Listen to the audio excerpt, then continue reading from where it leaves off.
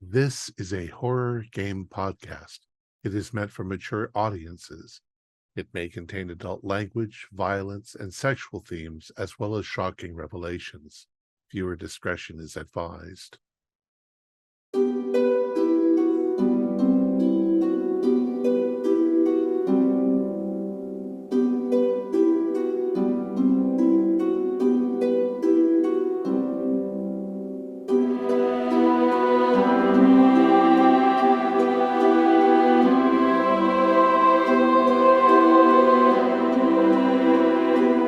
Greetings, fellow investigators, and welcome to our video podcast, Into the Darkness, where my friends and I are playing the Applesauce role-playing game. I'm your host, Thom Raley.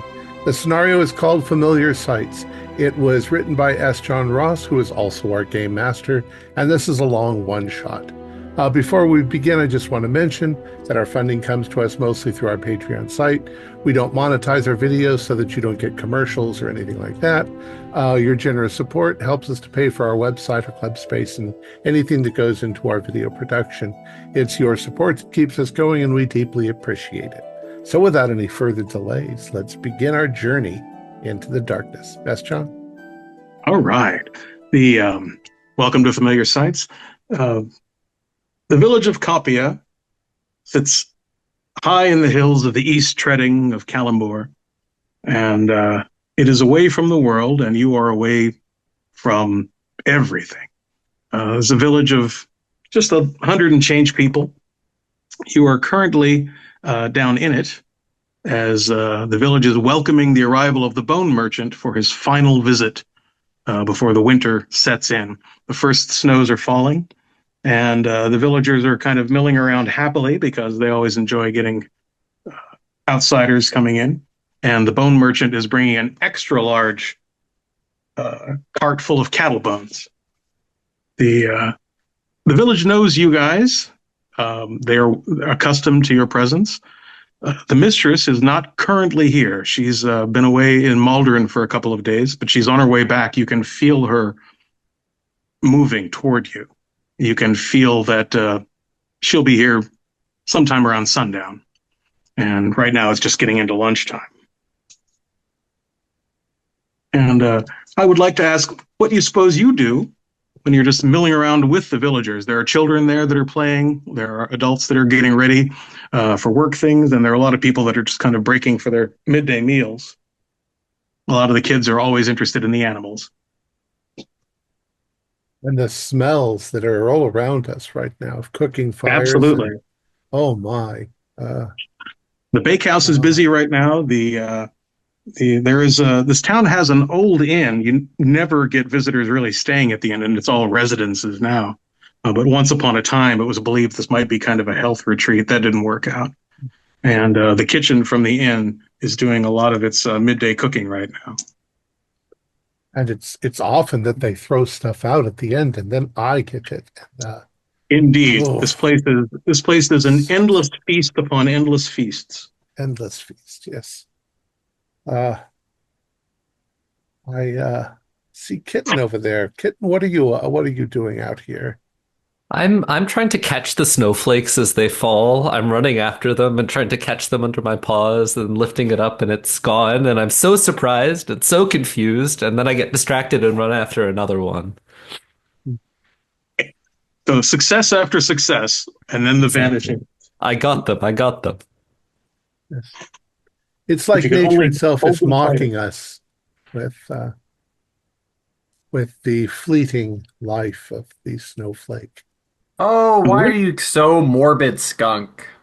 Always so morbid. Hello, Bluebird. Look, cheer up. Yeah, skunk. Stop being such a downer. Bluebird's right. I was thinking about composing a new poem. What do you think? Roses are red. Bluebirds are blue. Kittens are adorable, and skunk smells like poo. I do not smell like poo. Please. A voice comes into your awareness. It's Kevin, who says, "Sometimes a little like poo." but mostly like skunk. Kevin is the mistress's young apprentice, and he's still here helping things go along. He kind of represents the tower with a voice, whereas you guys represent the tower with your presence.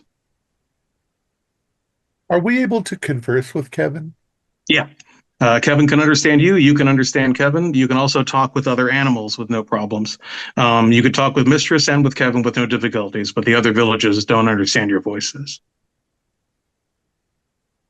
Anybody seen Toad? I'm here. Hello, Bluebell. Bluebird. Hello, kitten. Hello, skunk. There is, in fact, a small child coming after Toad with a stick. Yeah, I have to keep moving anyway or I get chilly. That's right, Toad. Keep them on their toes. The beginning of the winter, there are many juicy flies. Do you need any deterrence? I can stop the child if you wish. I'm faster than the brat. And That your you are. your deterrent is extreme. The impression you get also is that the little boy who's doing this is not trying to harm Toad so much as trying to inspire him to jump as often as possible just because he likes watching it happen. I also have a little swim bladder of warm water. I like to stay cozy. But hopping is good exercise. Mistress will be back by dusk. Yes, can you feel it? You can feel her in the air coming. Oh, of course, of course. We can all of us just feel her all the time. And you all know that no matter what, no matter where she is, she can see through each of your eyes. So that the images that you're sending are the images of the village that let her know that things are going well. Do you know, skunk, what they want the bones for? Probably for making something delicious.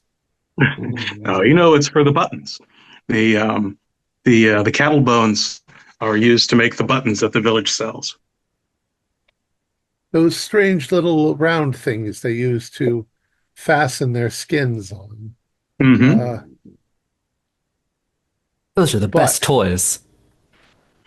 Yeah, Kitten, you found some truly athletic uses for button chasing. Kitten, you also notice that there's an old woman watching you, and you've seen her watch you before. She also is watching the children. She's very sad. She's called Bura, and Kevin sees that too, and he's like, "Oh, Bura's looking lonely again."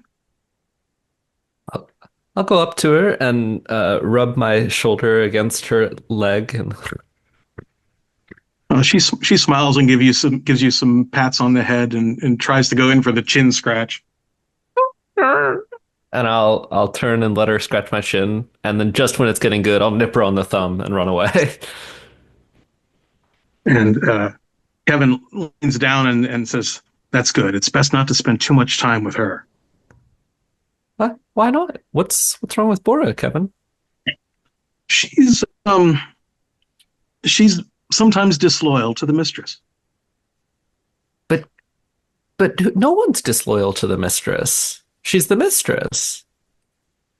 Yeah, it's hard to understand. I don't really understand it either.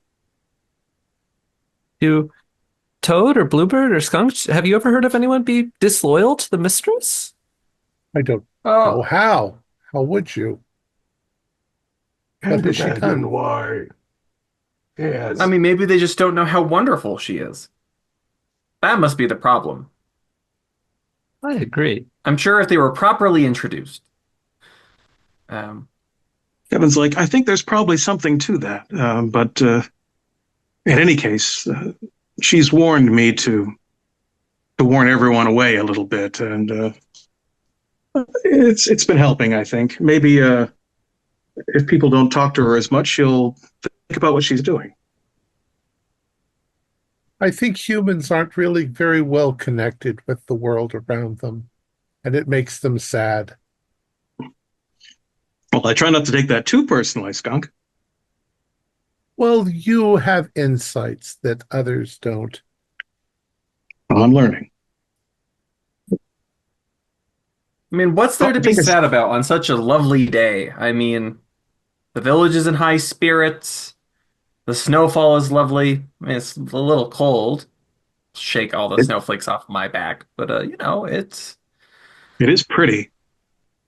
And Bluebird, are you currently high or are you down perched? I think I am perched on a branch, kind of looking over everything. The You probably catch even there the first glimpse of the cart coming over the hill, the last little stretch into the village. It comes down and crosses the tiny bridge over Button Creek, and you can see that the village is getting aware of it too. And there's a general kind of happiness, and some people are going to fetch a plate of foods that they can give to the bone merchant. And someone else is making sure that they've got the ale tap going, and someone is spreading out the table here in the square.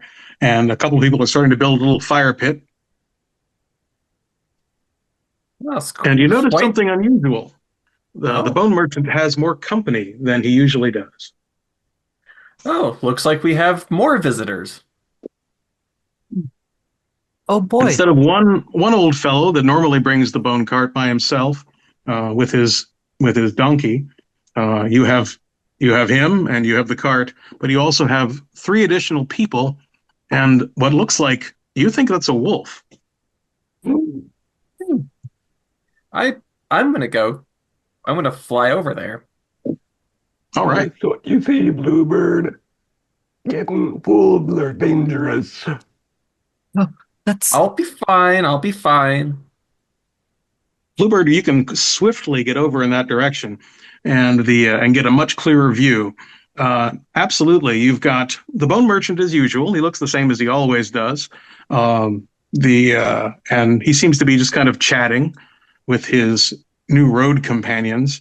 They're younger people, you would say. I mean, compared to the bone merchant, who's fairly old, you would say these people are somewhere in their 30s, and the except one of them, you would say, is much younger, a girl.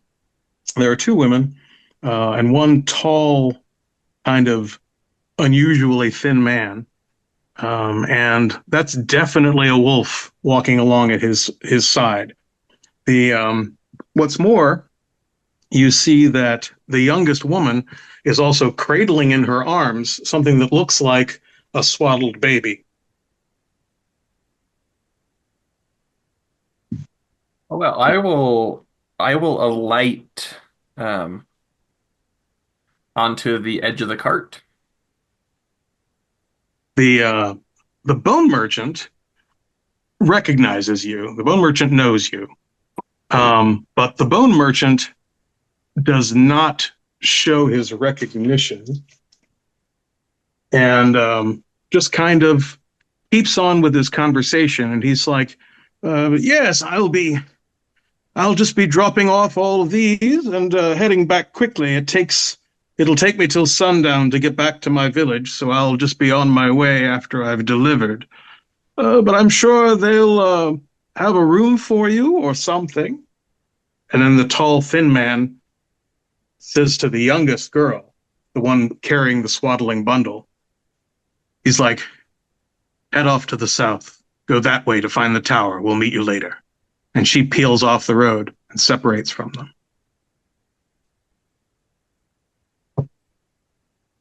And the bone merchant still has not acknowledged you. The older woman is kind of looking at you with curiosity. Is the She's like, wolf still? the wolf is still there with the tall gentleman. And the other woman who hasn't gone off is kind of obviously looking at you, and she says, "Tame bird." I'll do a little hop, um, and then I will say to the wolf, "Hello." The wolf just kind of like almost stops. You can see that his stride just kind of pauses for a second. And then he kind of looks up at you, and with what just sounds like a wolfy whine to everyone else, he's like, Hello. Haven't seen you folks around here. Welcome. Thank you. I'm not sure you'll be very happy about the arrival of my companions. Oh, why would that be? Old friends of your mistress. Oh, friends. I'm sure she'll be happy to see friends. The tall man says, "Oh, maybe not. Hello, bird." Oh. Cock my head to the side. At which Hello, point Hugh. the other woman is like, "Oh, it's a familiar."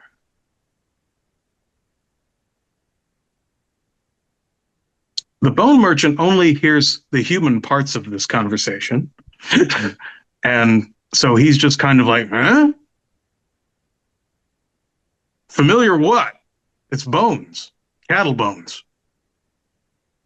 And she's just like, this isn't for you, merchant. We're talking to our new friend. It's a bird. Do you have a name, bird? Well, yes, but it's a very simple name, but it's a delightful name. They call me Bluebird. Hmm. The wolf is like, yes, I was wolf for some time myself. And what are you called now? By my name.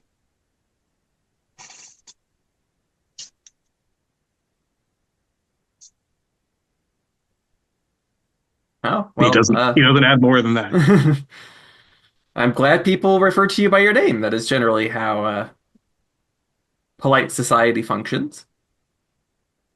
Yes, Bluebird. You're right, of course. And the woman's like, should I crush it? Should I kill it? And the tall man is like, yes, perhaps. Might be a good way to say hello if we kill this one. Look And behind me. the woman raises her hand and flames start arcing along her fingertips. And the bone merchant looks like he's about to piss himself. And he's like, what? Well, You have the power good of day. flight, however. Yeah. Toodaloo. So you take to the air. Mm-hmm. Wolf is like, see you soon, Bluebird. And the girl just laughs. And as you're going back into the air, you see that the other girl, the younger girl, is making for the tower still, and she's avoiding the village entirely. Whereas this party you've just talked to are about to round the bend into the village proper. They're just coming past the farmhouses. Yeah, I will circle back to the others. Right. Now, you guys can only communicate via voice. You guys don't have mental communication or anything like that. So if you want to convey anything to them, you have to get back to them and tell them directly. Yeah, that's what I'm doing. Right. What did you see, Bluebird? New friends? Well, they thought said I they saw were fire. Yeah, they said they were old friends of the mistress. Oh, she'll be happy to see them. Yeah, that's what I said, but I don't a think very they look strange group. friendly. I don't think wolves can be friendly. Yeah, the wolf was the politest of the bunch. Um, one of them is going to the mistress's tower, which is funny because she isn't there right now. Gavin, Gavin, should we go? At that point, the little boy actually pokes you slightly with the stick Oh. and says, I'll call you Johnny Toad. I'll give him a quick lick on the cheek. You do that, and he jumps back kind of giggling, but you feel sick inside being called Johnny Toad. Like that name just like kind of punched you in the gut. Obviously, the kid didn't mean anything hostile by it, but it just feels sickening. Just plain Toad. And you know he doesn't understand you. So Kevin, let's go to the tower. Yeah. Kevin's like, I have to meet the bone merchant. I'm the one who pays him. Be careful. One woman, I don't know, produces fire out of her hand. That's kind of a neat trick. You've seen the mistress do magic with fire before, but not usually while saying she's going to kill you. Yeah, generally the mistress doesn't ever say that she's going to kill anything or anyone. No, So that's not her thing. We must remember that there are sometimes hostile humans. Yeah, There are indeed. that's very sad. That's very sad. I don't know how they could be hostile to cute little animals like us. And Toad. Better for them than for us. I've been told that they eat animals. Well, I mean, where do you think they got all the bones from, Skunk? Well, I mean, I never considered that. I thought maybe the cows just died naturally. You and I both eat living things, Skunk. Yeah. Yes, but snails and worms and small things. They are dull conversation. Carnivore. I killed a mouse once. Does that count? You have no choice. It's your nature, kitten. You're pretty sure you've slaughtered several snowflakes already. Oh, yeah. Well, Kevin, should we go back to the tower and keep an eye on things? Kevin's like, I need to pay the bone merchant, but then I'll join you at the tower. All right. Here, Toad, I'll give you a lift. Oh. I don't love heights, I have to admit. I go about a yard at most. Oh, it'll be fine. Scamper. Kitten, scamper with me. We're going to All right, scamper as Skunk. quickly. I shall put up my defense barrier. I've smelled your defense barrier. I'm not sure I want to be behind it. Not too near that tower. Away Well, back. smelling it is one thing, and getting it on you is a completely different world. Mm. So Toad, are you heading toward the tower? I'm going to let Bluebird fly me, if Bluebird can carry me. He can All right. grab my little water wings. He can grip it by the husk. The Bluebird, is that the plan? You're flying Toad back to the tower? Yes, Kitten and Skunk, are you staying in view of the village square, or are you also heading back to the tower? Because Skunk told me to go back to the tower, I'm going to go back to the tower with him. All right. So you guys are back in that. Skunk, do you want to stay here and help Kevin? No, I want to be able to defend the tower if something's wrong. I don't trust these people. So while you're on the way back to the tower, you hear Kevin, his feet just like pounding the ground as he runs to catch up with you. Mm. And he's like, Kevin! They killed the bone merchant. There was no skin on his face. Oh, I don't like these people. Nasty, nasty people. Bluebird, did you say these were friends of the mistress? They said they were old friends of the mistress. So at this point, you guys are nearly to the tower, and you hear a general hue and cry coming from the village, as apparently a bone merchant with skin missing from his face is being perhaps paraded toward the people awaiting the bone merchant's arrival. So you hear that general kind of cry, and you also can see in the distance some people are kind of running for their homes or running behind homes, or a couple of people are heading into the woods. It looks like there's a general panic in the village. You don't currently see what became of the young woman that was heading toward the tower. You think she may be there already, Bluebird. Very quick. Very quick. She might already be there. Mm-hmm. Can you get the mistress to come back sooner? No. Well, she can see. You can see. She cannot hear. Well, I mean, I got a pretty good look at those people, so if the mistress recognizes them. Right. Yes, yes. She may have some idea of who they are if they're old friends.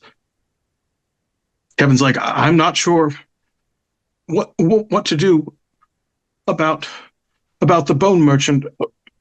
Who did you say someone's going to the tower?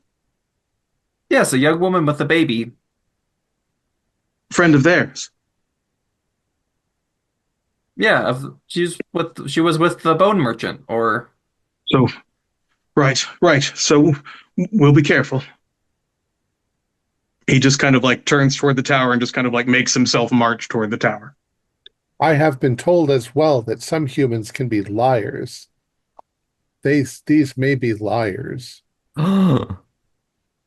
Also, friends and enemies are sometimes the same thing.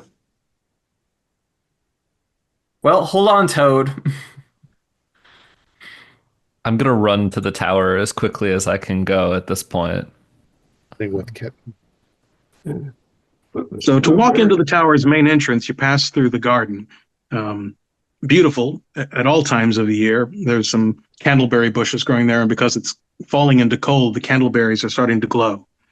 The front door to the tower is now hanging wide open, which is rude of whoever left it that way. I'm gonna stop and stare really intently at the door and There try to is detect. Yeah. there is well, you see what you normally see, which is out here at the edge of things in the village. There are some spirits off into the forest. Within the door itself, however, you do see some motion, and it's small. It looks like if a baby walked, a baby is walking, and you see you're outside still, so you just see that there's this figure moving around inside, and it looks like maybe climbing up on one of the chairs in there. There's a walking baby in the tower. Should we go get him, Skunk? We Toad? should get it out. Well, I think Yes. I'm taking Toad up to an upper window. All right. There are a couple levels to the tower. At the very top is where Mistress has kind of her workroom. Below that is the library. Below that is her chambers. At the bottom floor, there's basically like the living and kitchen areas, which is kind of a squarish part.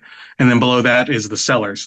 So if you go all the way up, the lab and work area also opens out onto a little rooftop, kind of half balcony. Okay, yeah, we'll go to You know that those chambers are always kept nice and locked, and there are some kind of magic spells that Mistress uses to keep them extra secure. But you can go right in the window. You're welcome. The spells know to let you in. Yeah, so I'll take Toad there. Okay. The everything is in order up there, and you hear kind of a scratching and thumping on the door to this area, as it sounds like someone's trying to break the lock with maybe a candlestick or a chair, something loud and noisy. Oh, we're not large. We're not large enough. I'm gonna shoot my tongue out through the lock and try to thwack them. Oh, absolutely. Yeah, so you give the tongue a shot right through the latch brace, and you definitely land on some what feels like person skin, and land nice and sticky. And so you hear the young woman's voice go, "Shit!" And you feel a sharp pull, and your tongue might get a little bit pulled. You know when to let go to not hurt yourself, but she is pulling her hand away from the sensation, probably not knowing what it is. Do you want to try to keep a cling on and risk that tongue yank, or do you want to let her go? I think I want to prepare to do it again, but not get my face bashed. Right. So you're drawing up for another, and she is pulling away, and the banging on the door has stopped. And after a minute, an eye peers into the lock. Oh, I'll lick that eye real good. Right.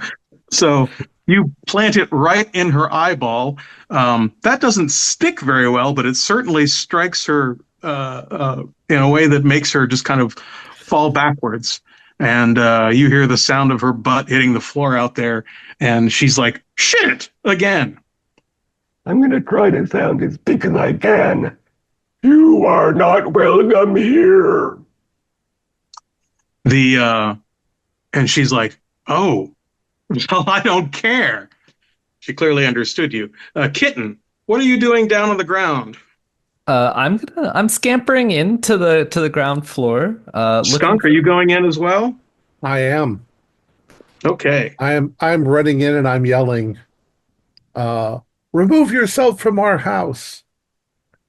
So there's a slightly discolored Uh-oh. bags kind of crawling around on the furniture and looks like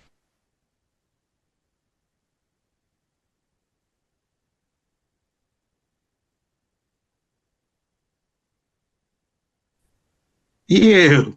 All Hi. right. We had unstable. It stopped for Oh, a second. Um, make sure everything is still going. You had just asked Kitten what she's doing. I said that I was going to tell everybody to stop, and then so it's from that point on, your description. okay. So running into the building. Yeah. So yeah, there is a something midway between an infant and a toddler, slightly discolored, rifling through the ground floor is, like I said, kitchen and living area, and he's like going through some of the bottles and some of the food, and crawling up on the furniture, currently like crawling from chair to table. And he turns around and he's like, "Hi." Shit.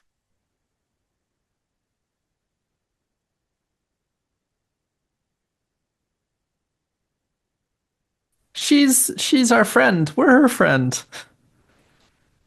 Adorable. Yes, I am. I give you one warning. Get out or face my wrath. You should worry about my friend upstairs. She can fry you. That's scary. She can remove your skin with a thought. I like She my made skin. me. What is the nature of the discoloration of this strange It's being? it looks like um it's just not as lively as skin should be. There's kind of a grayish pallor to it. Hmm. Is he proportioned like a baby, or is he just very Yeah. small? Okay. It's a human or maybe dwarf when they're this young. It's hard to tell, but it's somewhere between. You would guess that it was about a year old or a little more, but not much more. Talking like a smoker. It's walking better than it should be for its size. Well, I'll run up right next to it and say, "Skunk told you to leave," and start nibbling his toes. Yeah. He will just kind of like kick you in the face and kick you away.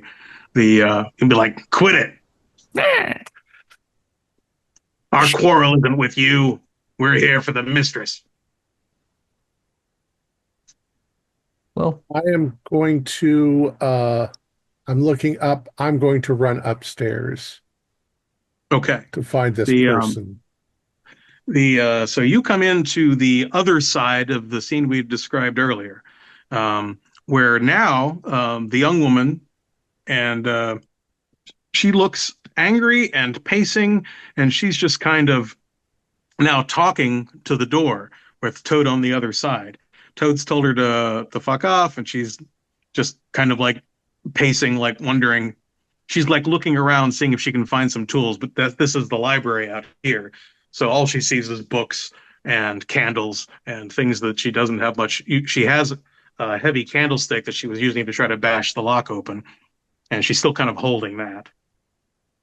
So as I run in, uh, he scared me with what he said downstairs. So I will run in, I will wheel around, I'll go up on my front paws and just spray the fuck out of her. Okay. She doesn't know that that's coming and has no particular reason to be on guard against you. Because she is stomping and fuming, I don't think she even heard you pitter pat your way up the stone stairs. So she basically turns around and just in time to notice you, you can plant it right in her face.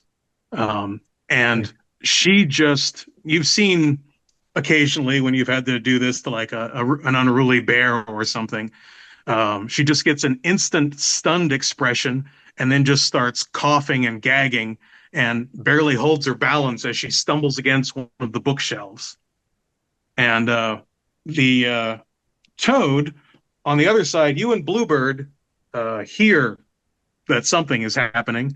I'm not sure that you necessarily know the sound of skunk spraying, but they'll know the someone smell is in doing 2 something. seconds. Yeah. You absolutely, in a very short order, the library gains an extremely powerful aerosol of compounds from the butt o skunk, and you guys have experienced skunk's musk many times when skunk is needed to use it, so you recognize it, and you hear the coughing and gagging of the girl on the other side. Get out or I'll give it to you again, I yell at her. She is not verbal right now, so she is just and you think she might be about to vomit. About right. She is not prepared for repartee. Leave now.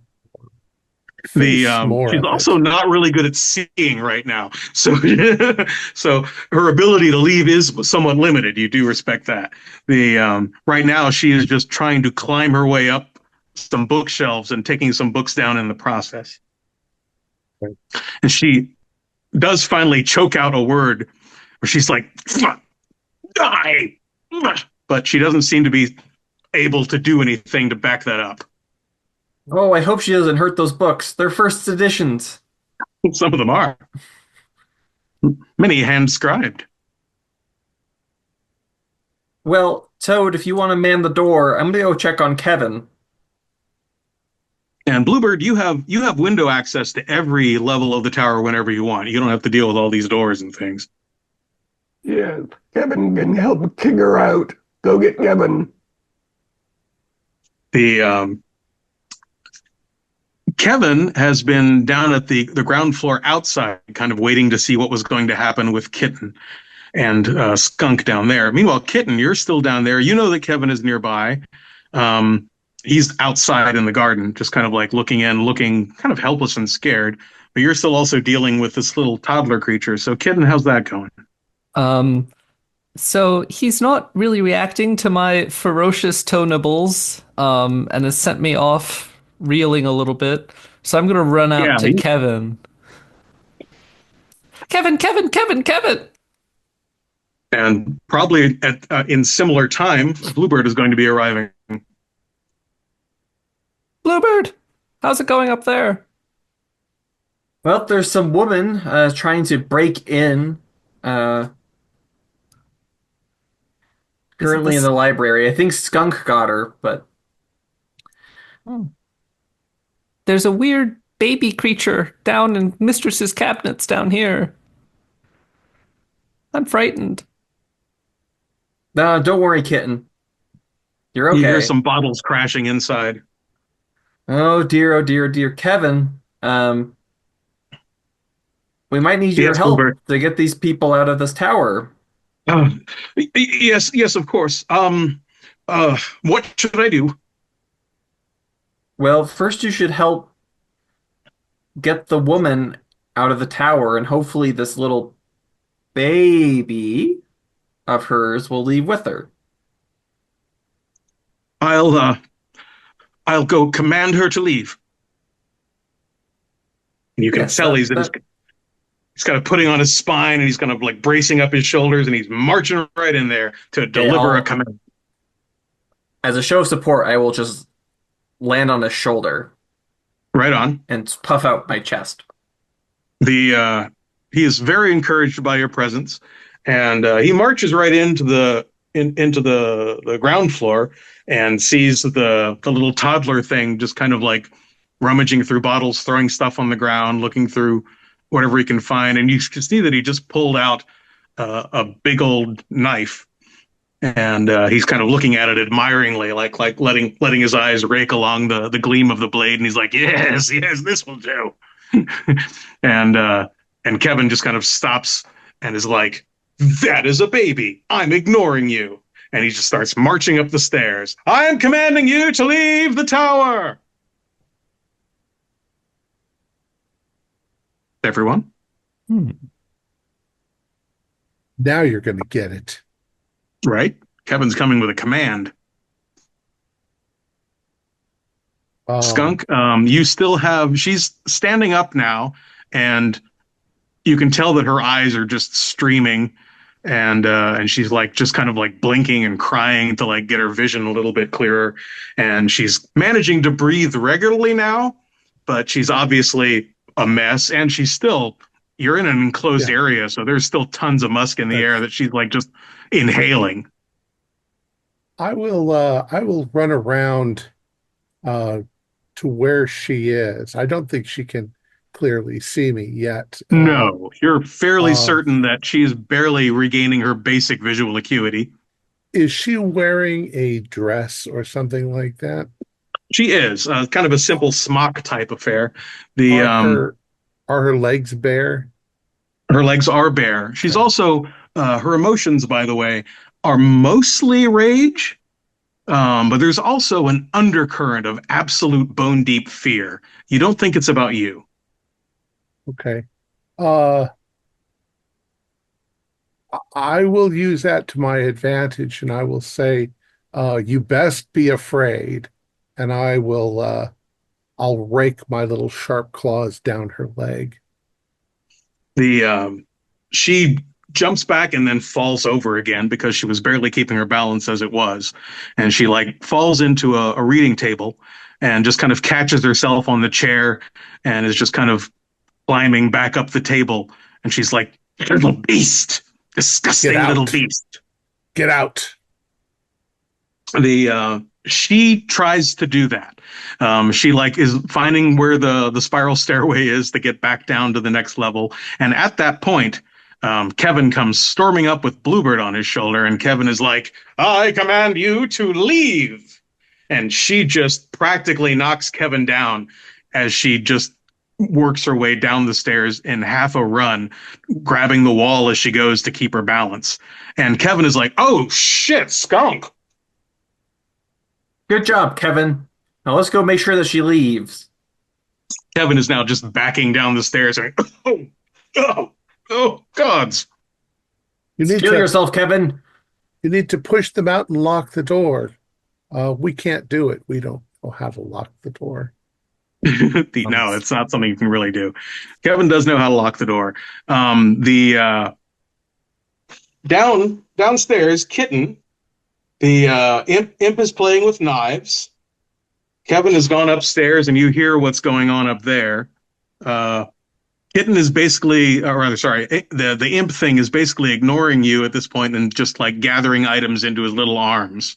You doing anything different, Kitten?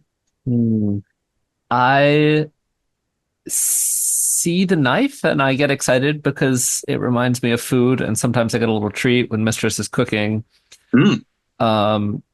So I'm gonna meow, meow, meow, and then I'm gonna jump up on his back and just grab onto his shoulders because I figure I'm just the right size to get one claw right on each shoulder, one paw right on each shoulder. You're an excellent size to be a little backpack for this guy. Yeah. So you clamp in, you clamp in, and at that point he is like yelping. And he starts waving the knife around, but not really at you because he can't really get his little arms back that way. So he is carving up the air above his head something fierce. And at that point, you really start to smell some skunk musk as the young woman, the little blonde girl who was causing trouble upstairs, comes not so much storming down the stairs as climbing her way down the stairs as rapidly as possible while holding onto the wall and choking. And she's like, Imp, follow me. And she heads out the door, just gulping cold air, obviously super grateful to be smelling the snow and be away from that skunk musk. You're latched on to what she's calling the imp, and the imp is like, get off me, you little creep. I'll do some bunny kicks into his back. Absolutely. Yeah, you get their rear legs really going there with the rear claws. He howls in anger, and at that point he just kind of like leaps off of the table that he's standing on and tries to fall onto his back. So he's trying to use his weight to crush you against the stone floor. You jump free or hang on? Yeah, I'll jump free and skirt away to a corner and hiss at him. It's not nice to break into the mistress's house and take her things. You scamper away with agility, not a difficulty. He, in the process, lands on the floor and bonks his head pretty hard on the stone. And it's just like, little monsters. And he just ignores everything else you're saying, and he heads out to follow the girl. That's right. All right, Kevin, lock the door. Lock the door. Kevin gets down there, and he's still kind of adjusting to the sudden presence of the skunk musk, which is now spreading through all the levels of the tower. And he's just like, but he does get up there and pulls the latch closed and locks it a couple of times. There's a couple of locks on here. He was trying to get into the mistress's workroom. I didn't know what else to do. Kevin's like, you did good, skunk. Woof. No, you did good. Well, at least it didn't get on you. It got mostly on her, right in the face. Where's Toad? Oh, he's upstairs. I'll go get him. I think, having heard, I think that her exit was loud enough. Yeah, I think you're able to follow what went on in the library. Yeah. So as soon as Kevin steps retreat, I'll slip out, try to bound over the library as thoroughly as possible to get as little residue as I can. Yeah, you can actually get out of the lab by going under the door. You can. It's not comfortable, but you know how to do it. You've done it a few times, and so you get out into the library that way. And you're hit with the amount of musk lingering in the air. You do have some practiced exposure to it. As soon as you leap over to the stairs going down, things get better reasonably quickly as you descend, and you can rejoin everyone. So everyone is now gathered in the kitchen and living areas, which have been wrecked by the little toddler imp thing. The door is now locked. Both of them are on the outside going who knows where and who knows what's going on in the village. You do feel that Mistress is coming. You can even feel like she's getting closer a little bit faster than she was. But her power of travel basically consists of walking fast or running. So she has a lot of magic, but she doesn't fly or teleport or anything. Regardless of what they said, they are not friends. Oh, the Thom and the wolf are coming. I don't want the wolf here. I'll go check on the village. I'll go find where they are. Be careful. There are things called arrows. Don't let them shoot at you. And they have magic. I'm more worried about the fire, skunk. And the face melting. Try Don't not worry. to be seen. I fly. I'm small and I can fly. So, Bluebird, are you going to do a quick hurry to the village to see what's going on there? Yes. So, things are quieter now than they were, in the sense that there are a half a dozen people dead in the square, and the tall man is walking around, and he's got you recognize even from a great distance, he's got little colored glass ampules, just like Mistress uses. And he is uh, touching each of the bodies. And the bodies are they did not die simply. Some of them are slashed and torn in different ways. Some of them are burned. The woman that's with him is kind of like stalking around the edges of the square, and it looks like they're just kind of claiming the square as their own. Everyone else has fled back to their homes or into the woods. You can see from on high that there are a couple of clusters of villagers to the north of the village, past the graveyard, and they're just kind of like huddled and talking. You can see a couple others like alone, like off to the west of the village. You do see that the body of the bone merchant is there, just like right on top of the pile of cattle bones in his cart. And sure enough, his face is gone. That is just bare red, sticky skull and bits of face flesh hanging off to the sides. And the tall gentleman seems to be moving calmly and purposefully as he's touching the ampules to the dead bodies. And the girl seems more to be stomping. And the wolf is just kind of like almost curling up to nap in the middle of it all. Oh dear, oh dear, oh dear. I will go. So you're saying there's a big group of villagers by the graveyard, and there are other villagers It looks like hiding they've scattered in elsewhere. all directions, basically. Like some of them are obviously in their homes. You can't see them, but you can assume that they've done so. A couple of them are out of the village entirely. They've gone into the woods. There's a group that's obviously kind of like huddling amongst themselves north of the graveyard. And there's a couple of stragglers out in the woods by themselves to the west. A couple of Yeah, them are down by the stream. yeah, I'll fly down to the big group. Okay, the graveyard group. Yeah. Yeah. Yeah, you see there've been some work up there. There was a half dug grave that they were trying to finish before the ground freezes. And because one of the family that's been in the sick house passed away the other day.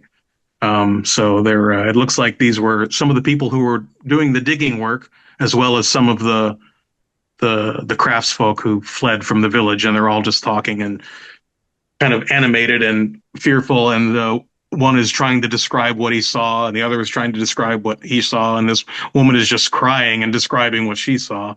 And the work people are like getting it all secondhand because they weren't in the heart of the village when it happened. The diggers. So what are they saying happened? You just get the impression that there was carnage caused by the wolf, by the man, and by the woman, and all of them were part of it. It sounds like there was magic and burning. It sounds like there were blades. It sounds like the wolf, ripped the throat out of a child. You get stories of all that kind. And the people, Okay. because they're talking amongst themselves and you're on high, unless you want to be seen, they don't notice that you're listening in.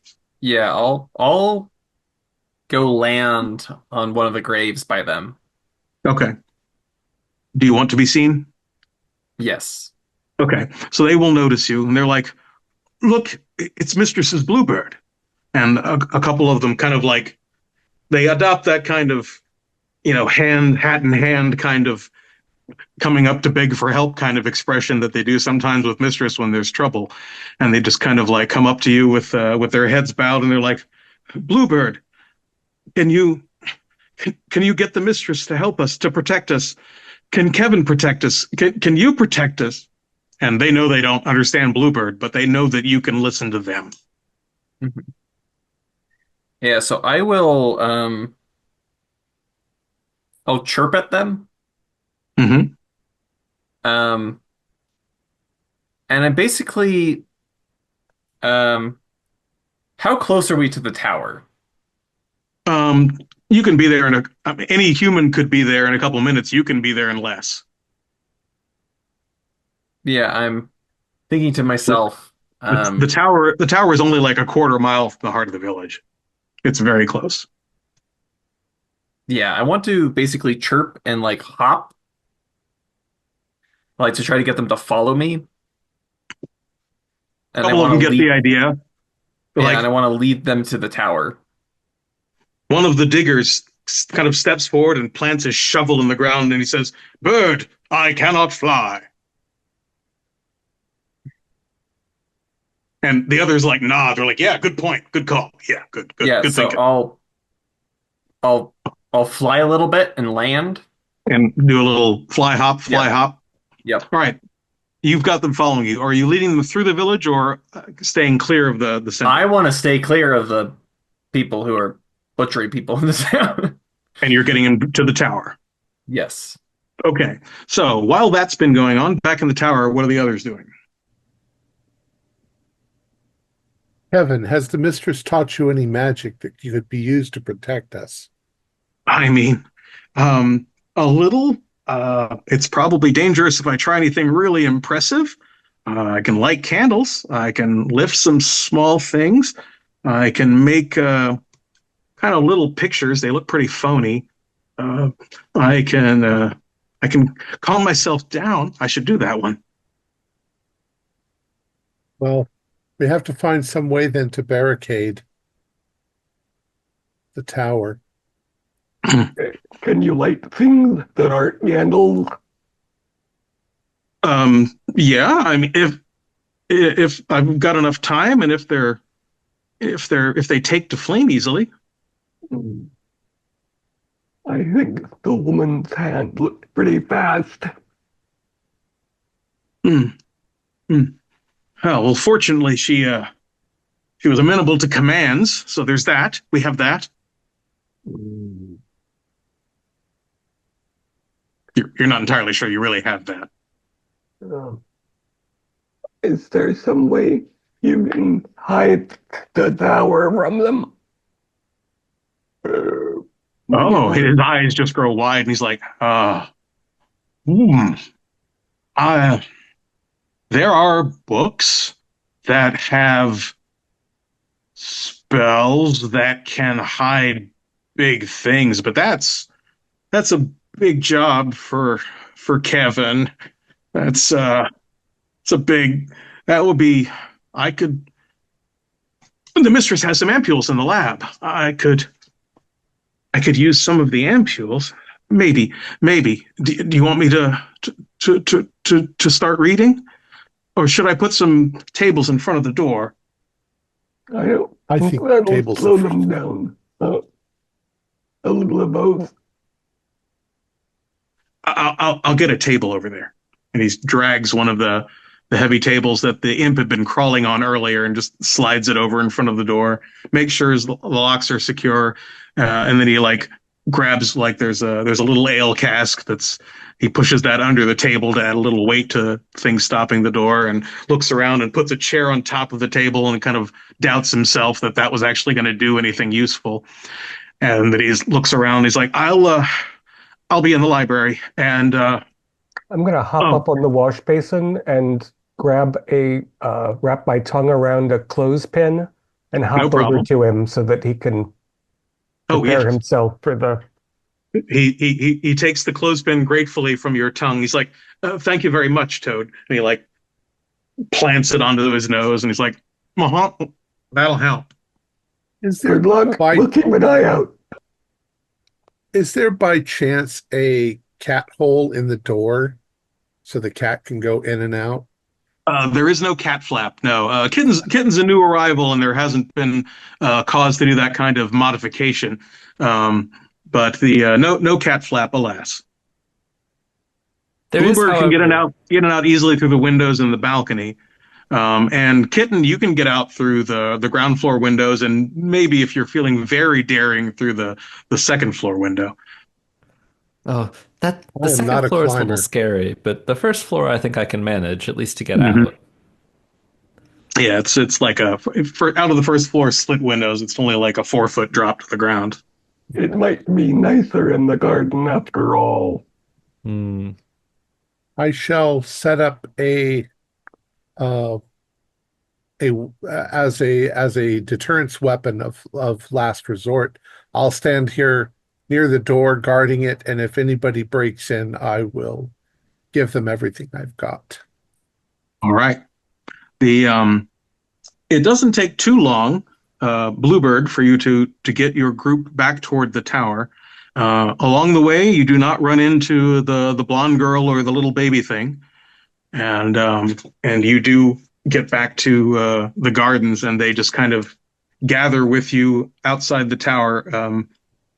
Do you go in to tell the other familiars what's going on, or do you have other instructions for the people?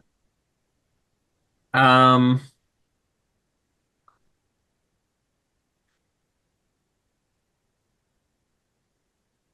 They'll find the doors are barricaded.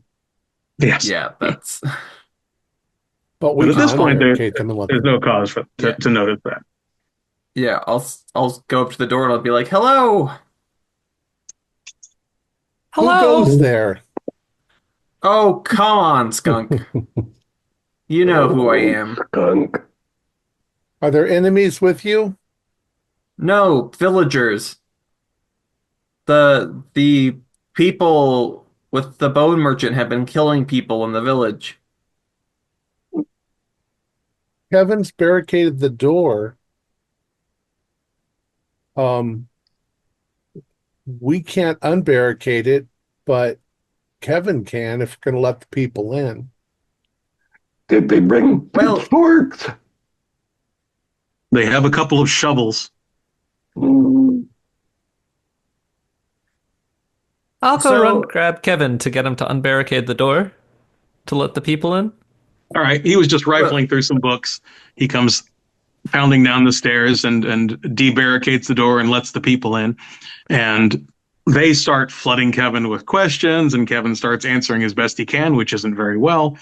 And they start filling Kevin in on what's been happening. And they ask him. They pretty much are turning to Kevin as their current proxy for the mistress, and that is not doing Kevin's anxiety any good. Kevin, tell them I'll though that again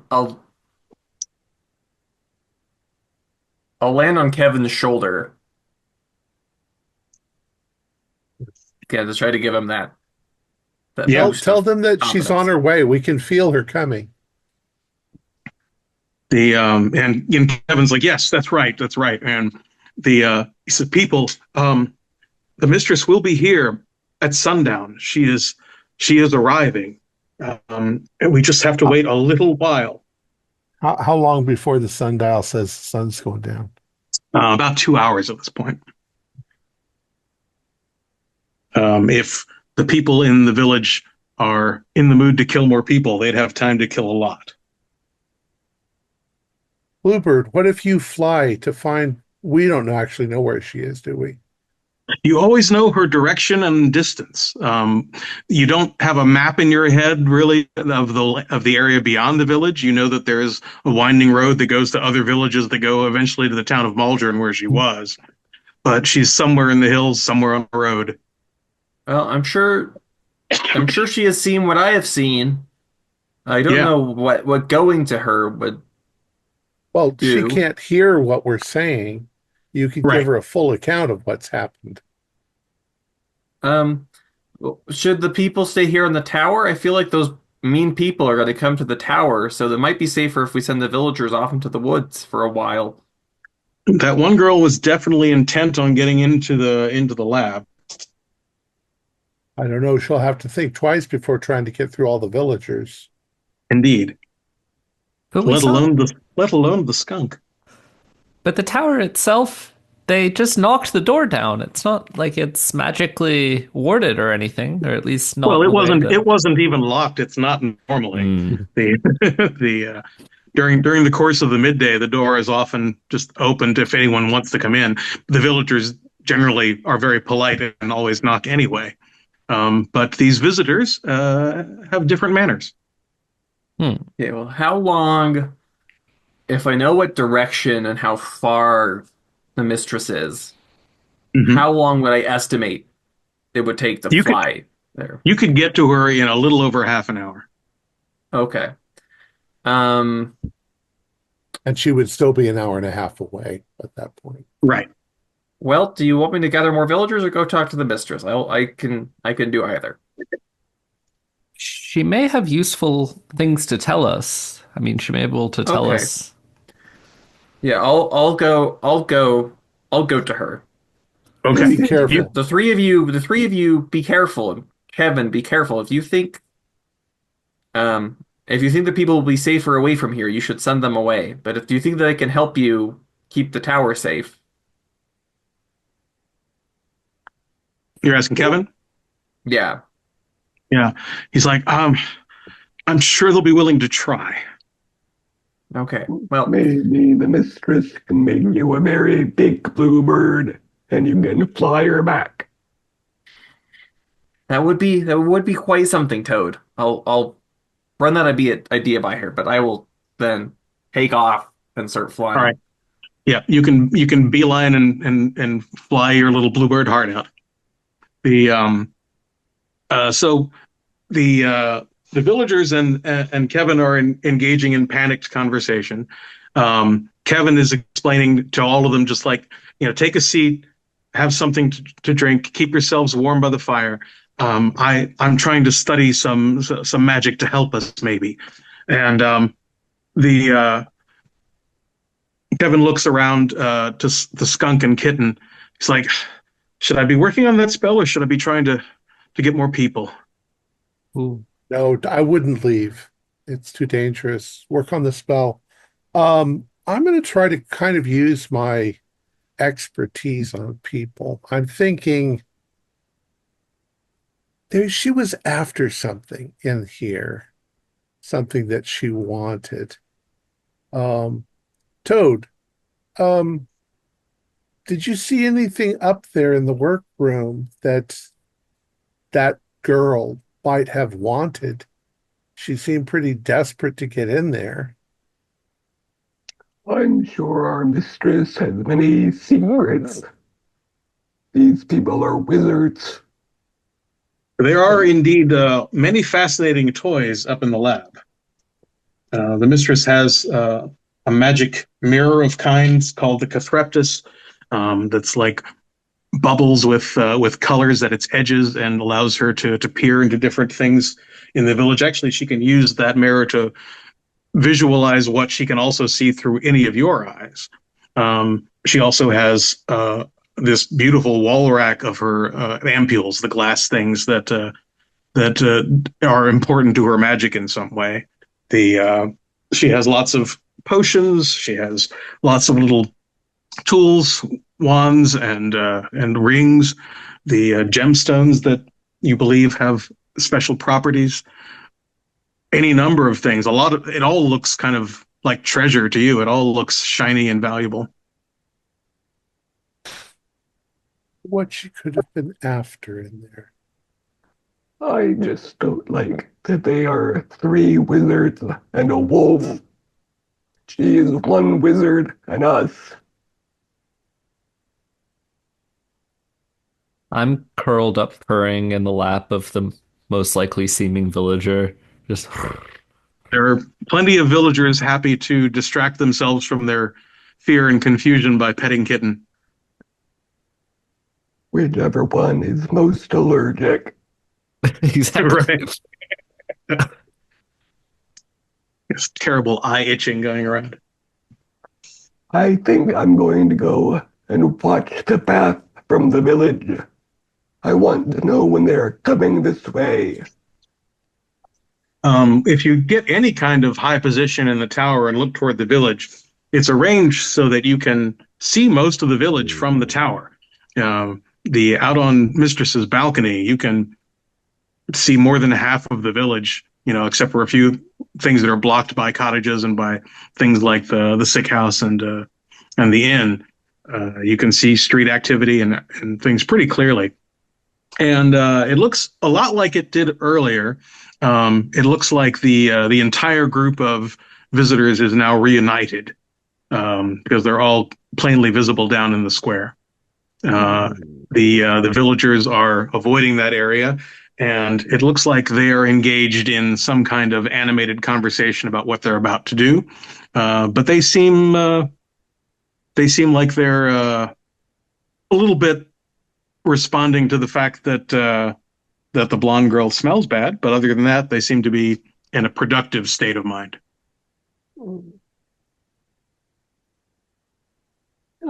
And then the wolf darts off to the north. Looks like he was given a command of some kind.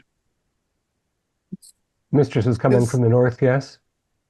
More to the northwest, but yes. Is the mistress able to control us? If so, she's never exercised that.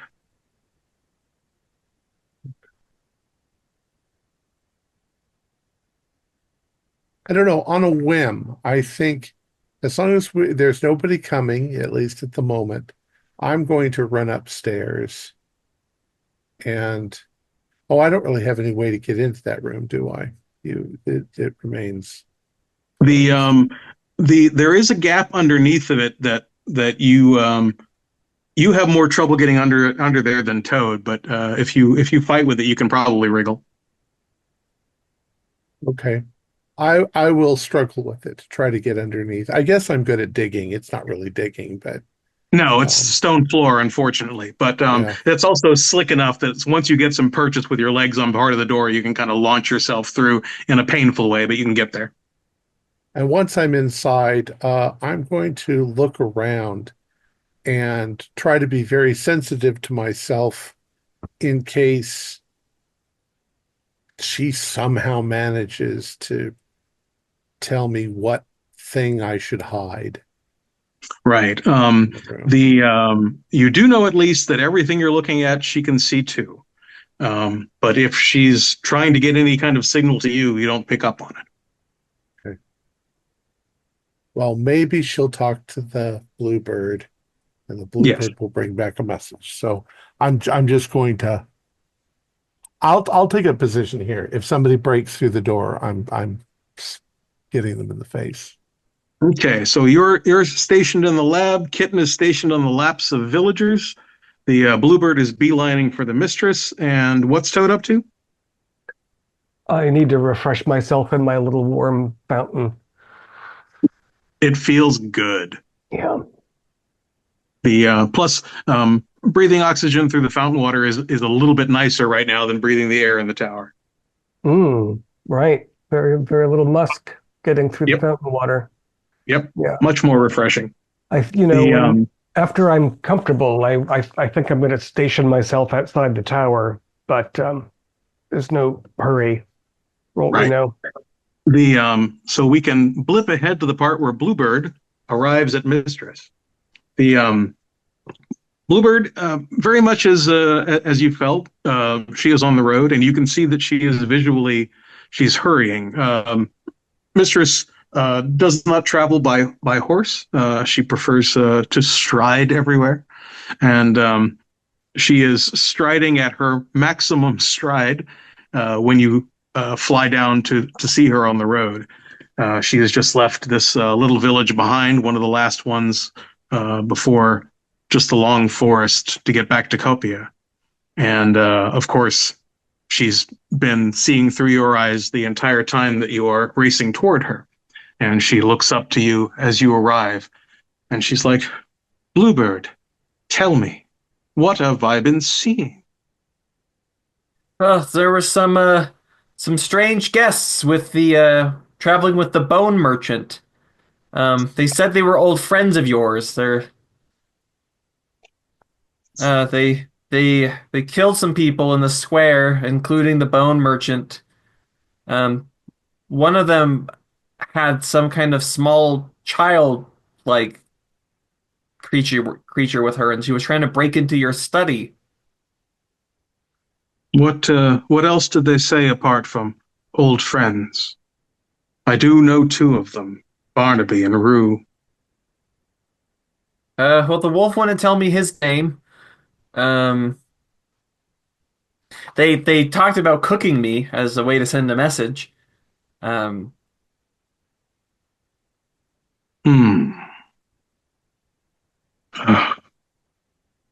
She kind of like pauses from her stride, a bit winded, and she just kind of like stops, and she's like,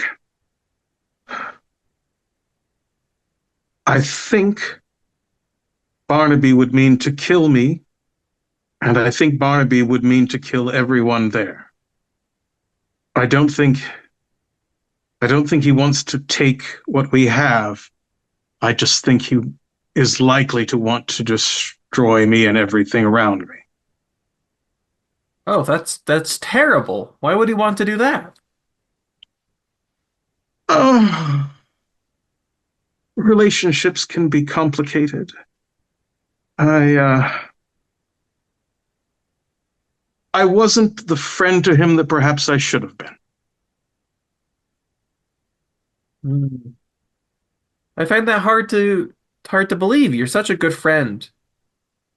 Well, we all grow in our lives. We all improve in some ways, or we try to.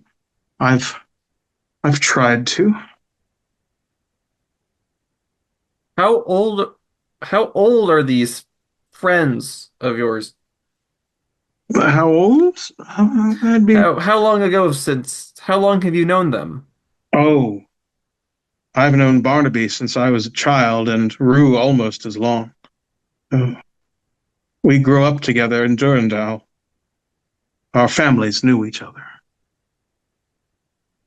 And why would they come here now after all these years? Just means they found me after looking.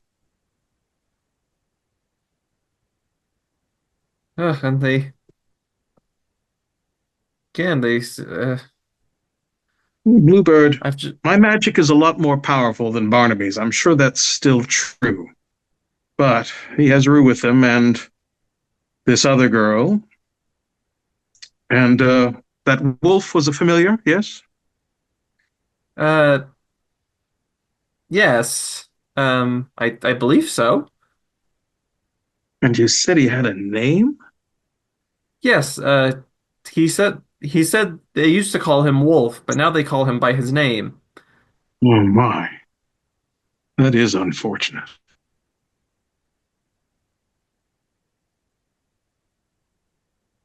All right. Thank you for coming to me. I think everyone is right to stay in the tower as long as they can. But I will have to deal with them directly. If there's anything you can do to prepare the way, I think I will have to use my magic to defend us. Okay, I will try to distract and lead as much as I can. Yes, use whatever you can.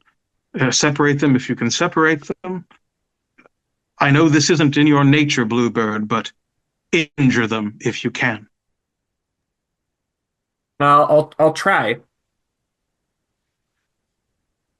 There are a good many ways for people to get hurt. We may have to explore some. So I will start flying back. Um, And you can get you know, back as quickly as you went out. okay. It says so on my character sheet, right? Like um I sing with the mistress every morning, and I'm That's good at right. mimicking voices. Can I Yes, you mimic can her sound voice? not that way. No, like you can't sound like a person. You can sound like a couple of different animals. Anything that's in, chirps and chitters. You can do a pretty passable raccoon. You can confuse people as you can kind of sound like kitten. You can mimic almost any kind of bird as long as their sound isn't too deep or too woody. And anything high pitched you can do, but you cannot mimic to the degree that you can produce real speech. Okay, good to know. The So back in the tower during the passing of that time, the toad Yes. post refreshment. You said you wanted to plant yourself outside. You'd want to be out in the garden. Yeah, I think just past the garden on a wooded walk. Maybe The find a shallow pond to hide out in. Oh yeah, you have the garden is well supplied with watery things, beautiful watery things that you enjoy. So there's lots of places to be as damp or as dry as you prefer.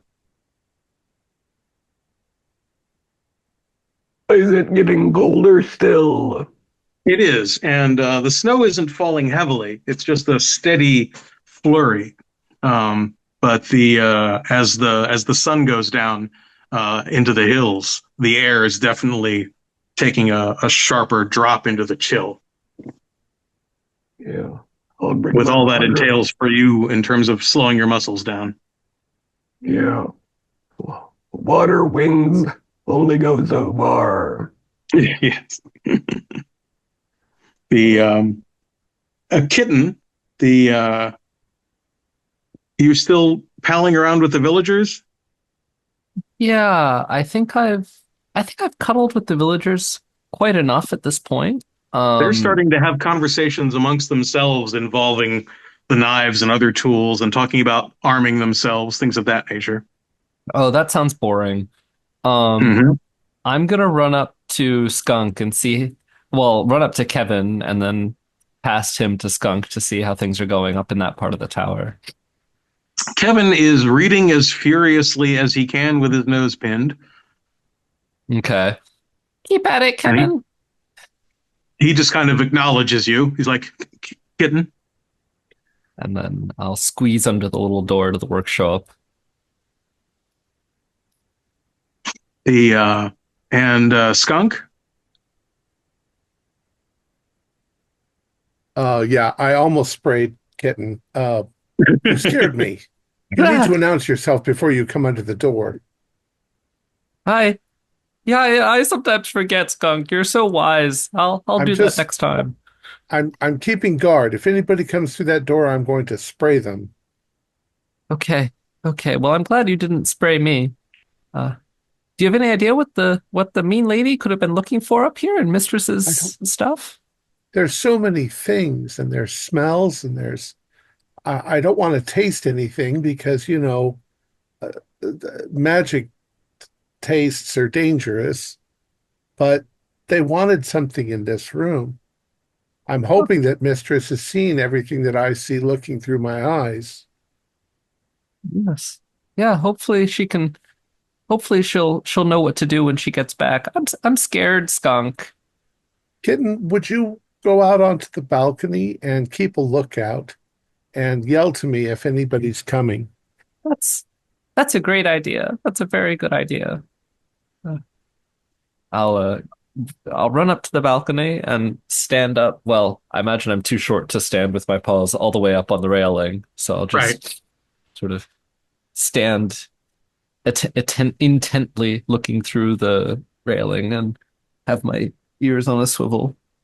Yep. You have a good view of a lot of the territory from there, and you can hear the sounds of the forest as it starts passing into its evening sounds. And I want to focus, especially while I have this overview, on the sort of spiritual level of the village. Is there any disruption or unusualness in that plane?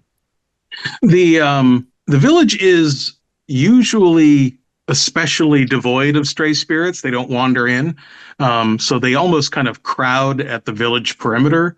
And right now they are doing that, but you can tell that they are pulling further away from the village than they usually do. And actually, while you're watching, you see a little bit of movement near some of the spirits, and then two of them just vanish like like a puff of smoke being sucked into a straw. Oh, oh, And Skunk! you see that the older of the two women is just moving among them, and that's and they it's like that they were drawn directly toward her and then disappeared. One of the nasty women is eating the spirits. She might eat us. The You also see that the wolf is coming down from the northeast corner of the village and heading straight for the tower at this point by himself. Okay. Then I'll run in and say to Skunk, Skunk, Skunk, the wolf is coming. And they're eating the spirits. Go tell Kevin to tell the villagers that a wolf is coming and that they should kill it if they know how to do things like that. All right. Well, people can do lots of things. I'll tell them. And yeah, I'll run You out and tell tell Kevin. Yeah. And Kevin's like, right, kill the wolf. I'm sure they can kill a wolf. And he goes down and converses with the villagers, and they start making harumphy villager noises and, holding their shovels up high. And a couple of them that don't have shovels are grabbing knives, and one of them grabs a large frying pan. And they're like, we're ready to kill the wolf. Meanwhile, Toad, the wolf comes trotting towards the garden, Toad. And you would say trotting. Trotting because he looks eager? Yeah, but he's not running is the point. Relaxed. He's moving with some alacrity, but he's not like bearing down.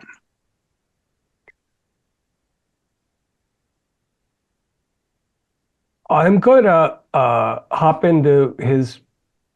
I'm gonna hop onto the path in front of him and then hop away into some shrubbery and say,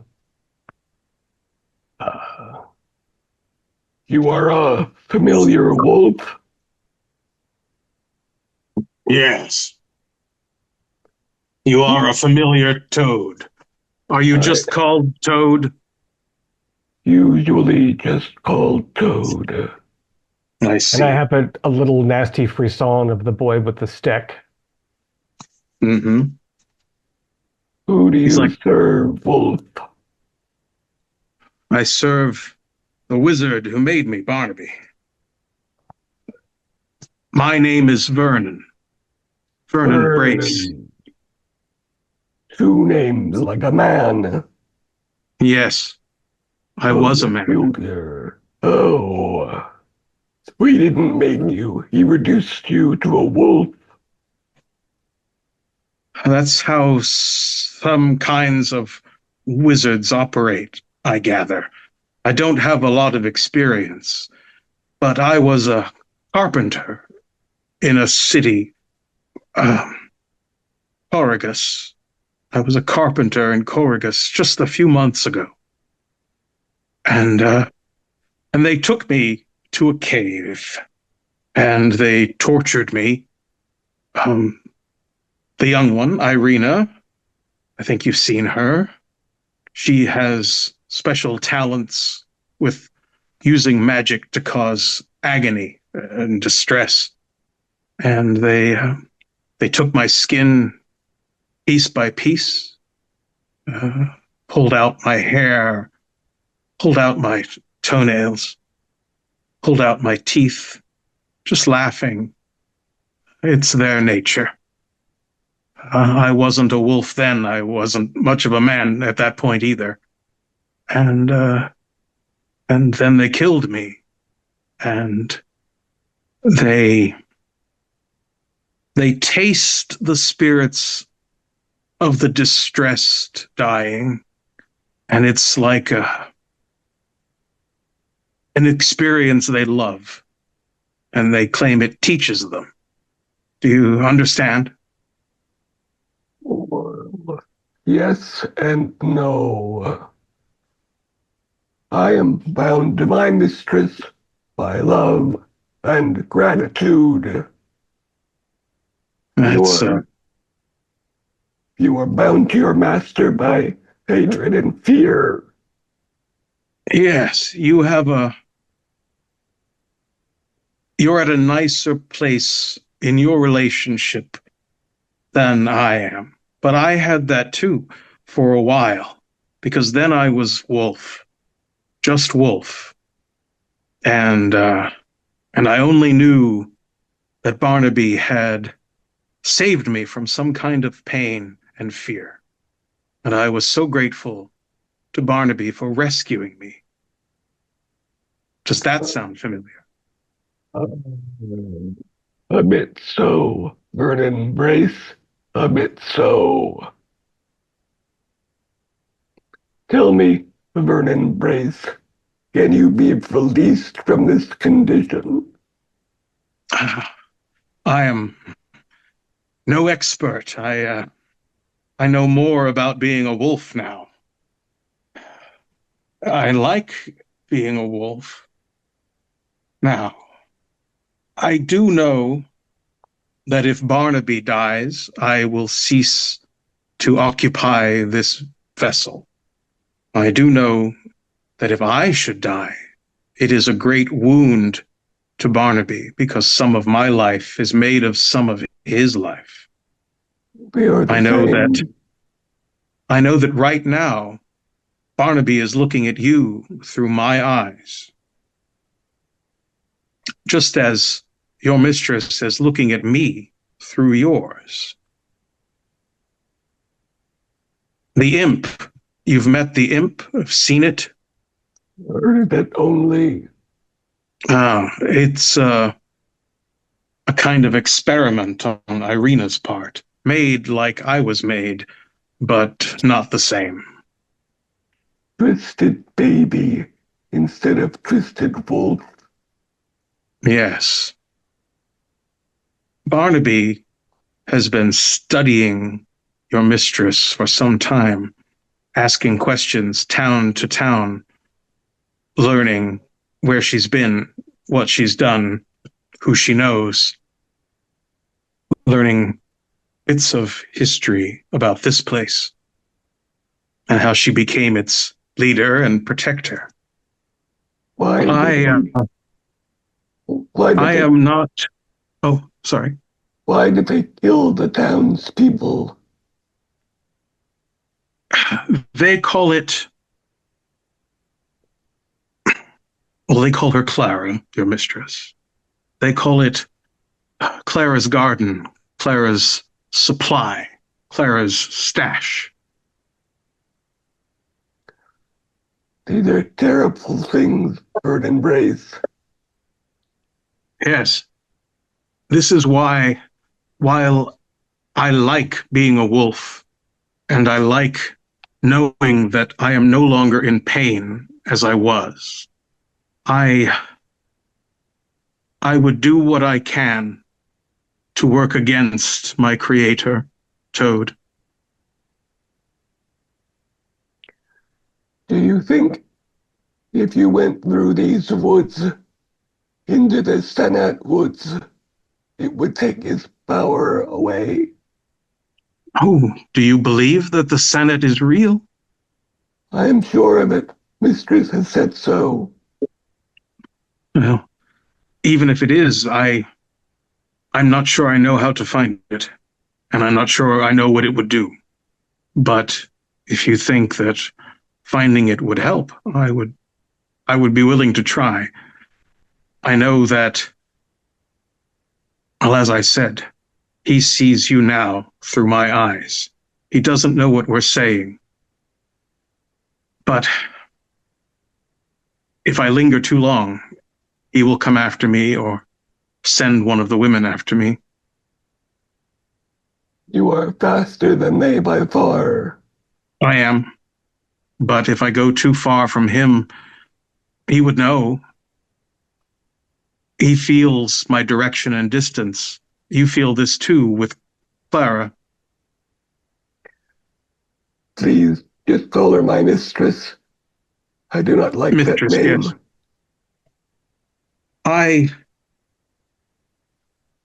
Barnaby has learned names. Do you want to know yours? It seems to have brought you nothing but misery. It would do the same for you, maybe worse. Perhaps you can tell each of us another of our names in case we need them later. Yes. Well, then I will tell you, the kitten was called Kelly. Kelly. I only know Kelly. Maybe it only had one name in life. Maybe. I know that Kelly was young and that Kelly's father was already consumed by Mistress. Consumed by our mistress? Yes. The souls of the distressed are... It's like having a lot of wine, but more so, in a way that only wizards understand. So, Kitten and Mistress have a connection. Of course, Kitten's life is made partly of Mistress's life, just as yours is, and just as mine is with Barnaby. Do you dream of throwing yourself onto a fire to harm him? Sometimes, because I know it would greatly cripple him. He has discussed this, and they argue. They threaten each other. Rue has threatened to stab me just to hurt him. I'm sorry you travel with these people. Yes, I am too. They killed me, and I know that I should rest, but I do love being a wolf. It is a fine form you take. Noble. How long? Plus, I like tearing rabbits in half. You should see Kitten look at me sometimes. How long until your Barnaby attacks? I think they are just killing to amuse themselves now. I think they have a plan for Mistress.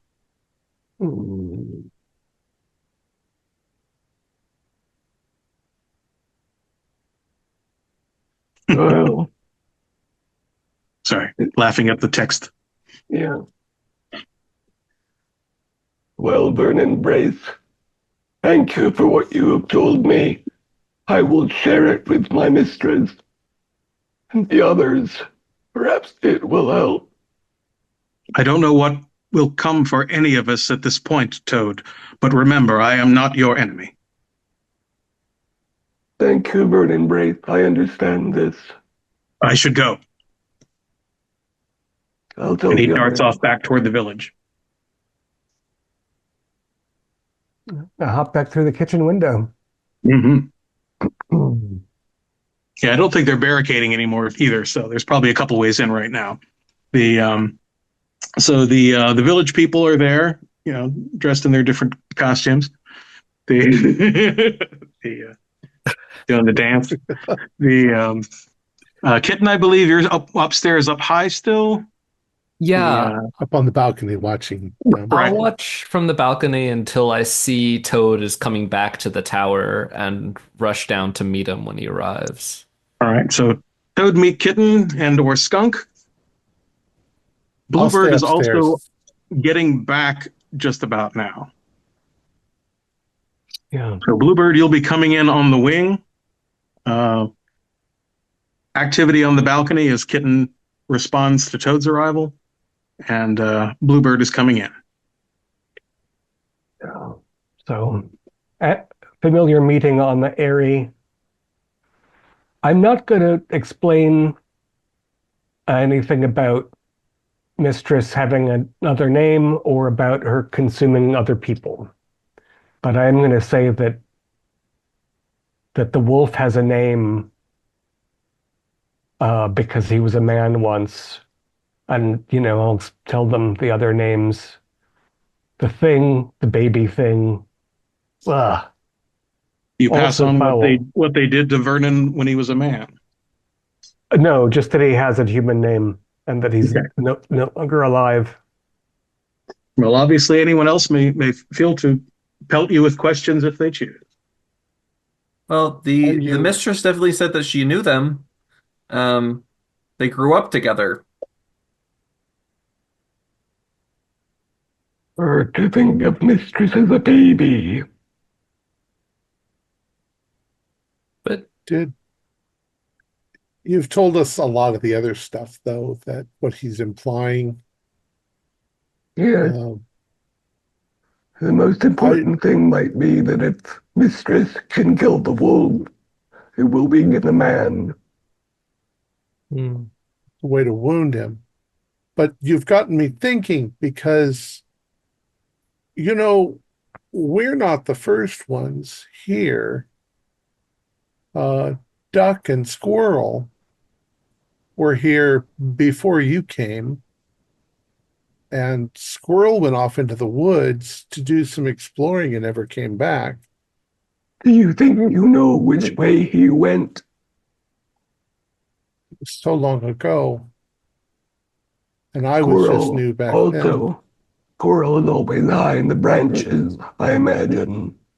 He went, he wanted to explore the Senate Forest. Senate Forest, and he never came back. And Duck disappeared even before then. Duck. Duck would have been a fun friend to know. Duck died in an accident. There was a crushed by a cartwheel. Oh, that's right. Uh, and then You some of you recall that came when Duck after died, that. it harmed Mistress so greatly that she was bedridden for a time. Mm. But then she made Bluebird. Yeah, as soon as Squirrel went away, she brought Bluebird almost immediately. And then a year or so later, Toad. I mean, even myself, I wasn't. I was a very happy, unhappy spirit. And she's given me this body and happiness. And I mean, I don't really remember any of that, but Well, I think the tall man knows your real name, your human name. You can remember, I think, if you want to. well, what Vernon Brace told you, I don't think that's a good idea at all. And maybe, No, and maybe it's just the nasty wizards who do it that way. Our mistress, surely our mistress, I think it's an evil wizard thing to do. I feel like she rescued us. Yeah. Maybe that's it. Maybe when you hear what your original name was, all the happiness that you've gained goes back to the way that it was. Maybe that's why Vernon Brace is unhappy. and you said that they're eating spirits. I don't know what that means. I I saw the spirits that were drifting around the village suddenly, a couple of them suddenly disappeared as if they were sucked into, was it Rue? It was the older of Rue, the, yes. yeah, sucked into Rue. She I couldn't see too well except that they just disappeared, and I it looked to me like she ate them or slurped them up through a straw or something.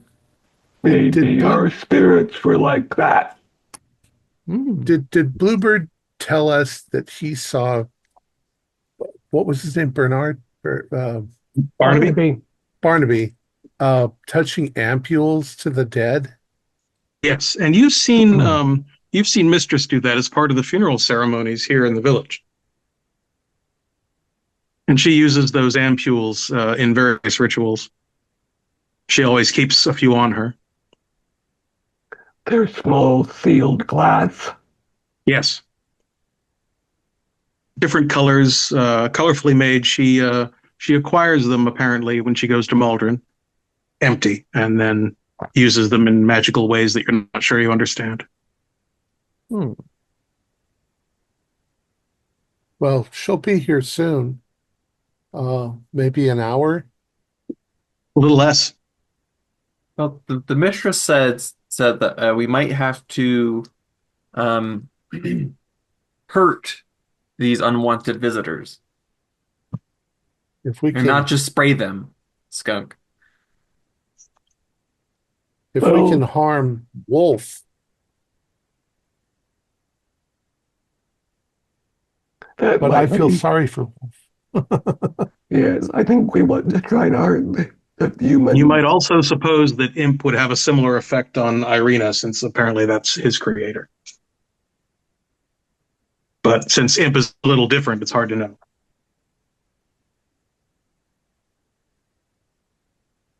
Well, Maybe we should have Kevin bring up some heavy objects we can knock off the roof. With some oil or Kevin, by the way, has kind of wandered in toward the end of this conversation with a book under his arm, and he's just kind of quietly listening. if there are any alcoholic spirits in the place, that could flame, we could dump them on their heads when they come from the next story up. Kevin starts crying. What's wrong, Kevin? There were two of us. We were church orphans. And I didn't know about it at first, but for the first few years, I was just called Boy.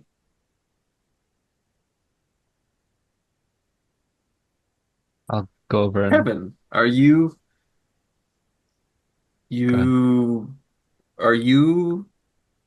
like us?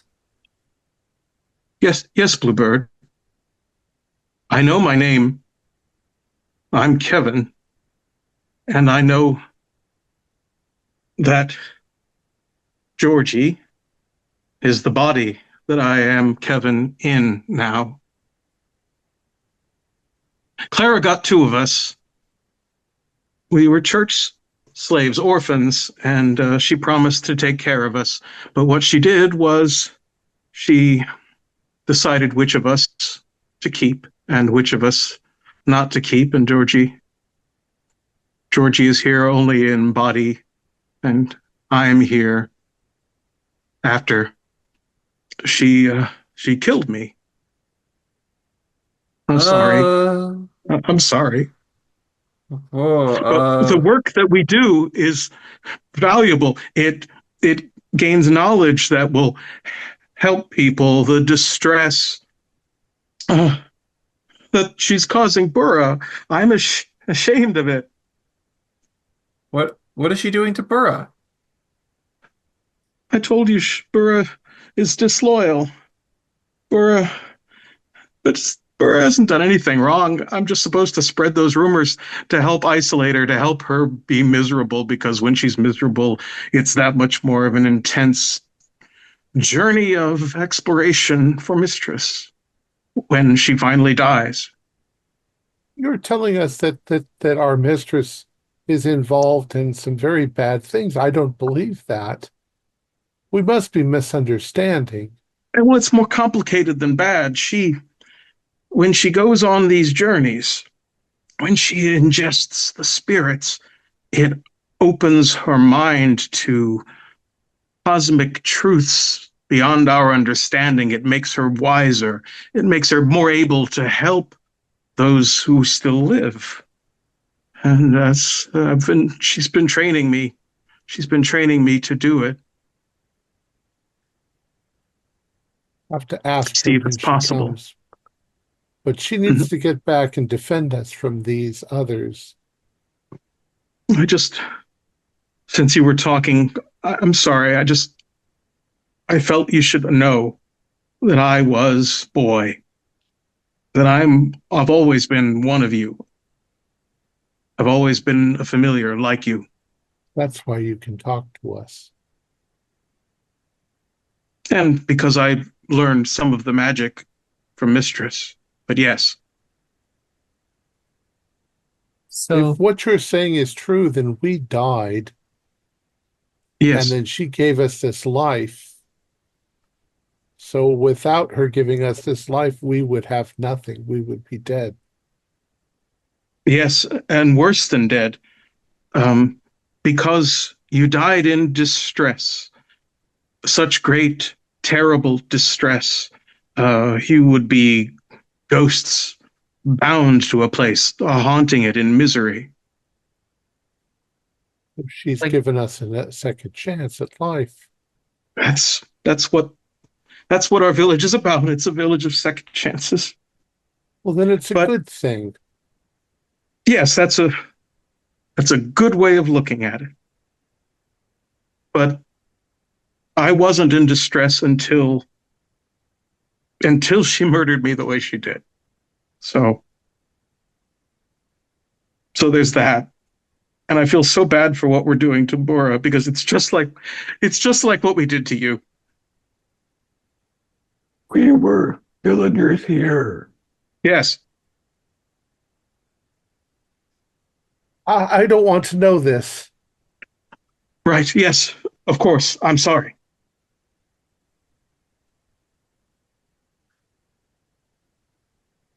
I think I'm going to shiver a little bit. He just starts crying and just kind of like sits down. I'll go land on his shoulder. Bluebird. Yes, Kevin, this is thank you so much for telling us. It's better that we know these things than what we don't. I thought Wolf seemed like the most sympathetic of all those characters, or uh well, I guess I should call him this Vern. is or Vern. This is Vernon or Vern. Yeah. Vernon. You're Kevin. Bluebird, you were always good. You should know that. Even if you don't want to know anything else, you were always so good. You helped people.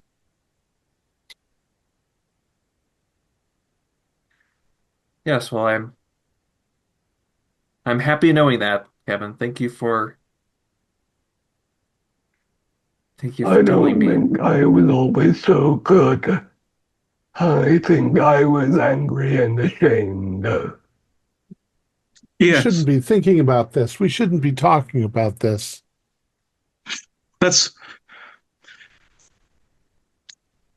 I don't know what I want to do. I don't know what I want to do. Those people in the village are going to try to kill us. That's what Bird told us. They're already killing villagers. Most of the villagers don't know anything about this. They're just innocent. They're just doing their work and being with their families. Most of them don't know anything. Well, first we should defend the tower.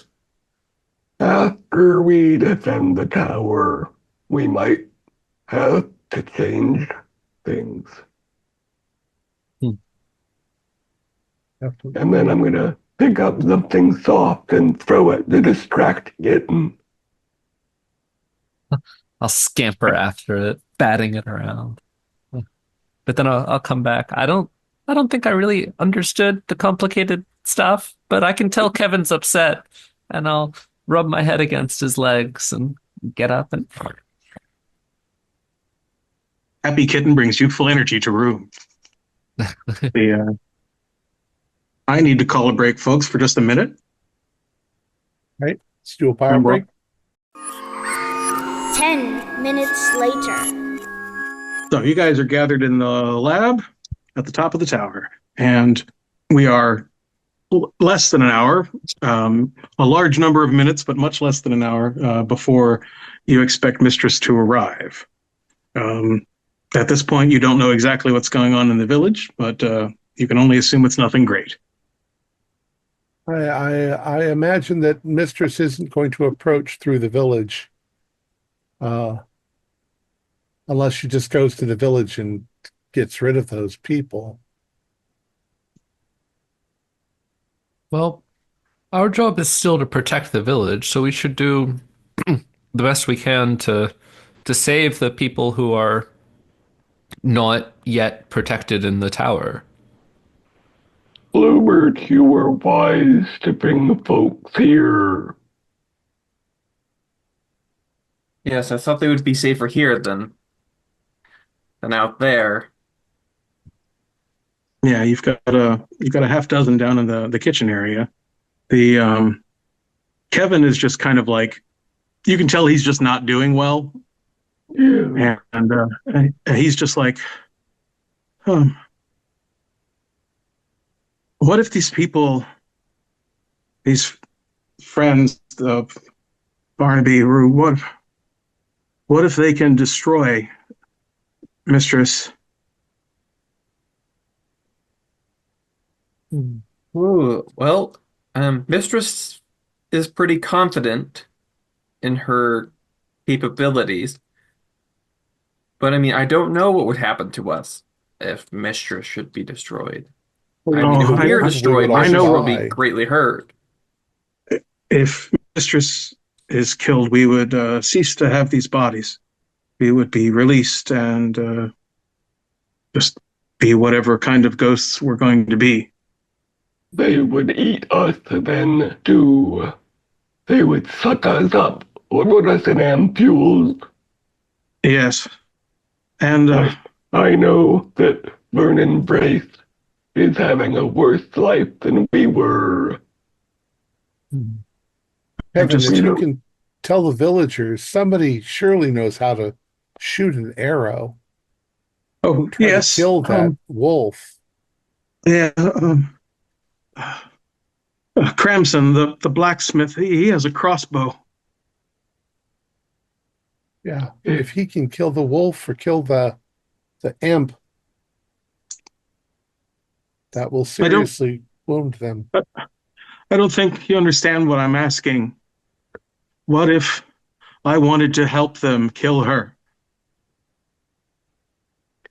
Kevin, I think you're happier with your mistress now than you would be with Barnaby. I know, but the villagers, so many of them are innocent, and they're all they're all part of Mistress's plan, her experiments, her studies, all of them, even the ones who don't know anything. I don't know. I don't know. Only I believe that what she's doing is valuable. I believe it, but I don't know. I'm confused. valuable to whom? She says to knowledge, to future generations, to other wizards. Whether it's Uh, Kevin, do you believe that Senat is real? yeah, I do. I've uh, I've seen it briefly. Uh, I've That seen it. It's scary. It's terrifying. more terrifying than this cycle of torture, murder, and enslavement. No, no, not more terrifying than that. Just terrifying in the way of the wild woods at night. Uh, it can That kill you, may but it doesn't hate you. that might be freedom for us. Maybe. It might be freedom for the villagers if we can lead them all there. It is our god, right? The Senate Woods. Maybe it'll protect us. I think it mostly is unwelcoming to ordinary mortals. Hmm. The spirits who dwell in the Senate are jealous of their position, and the business that they pursue is incomprehensible to us.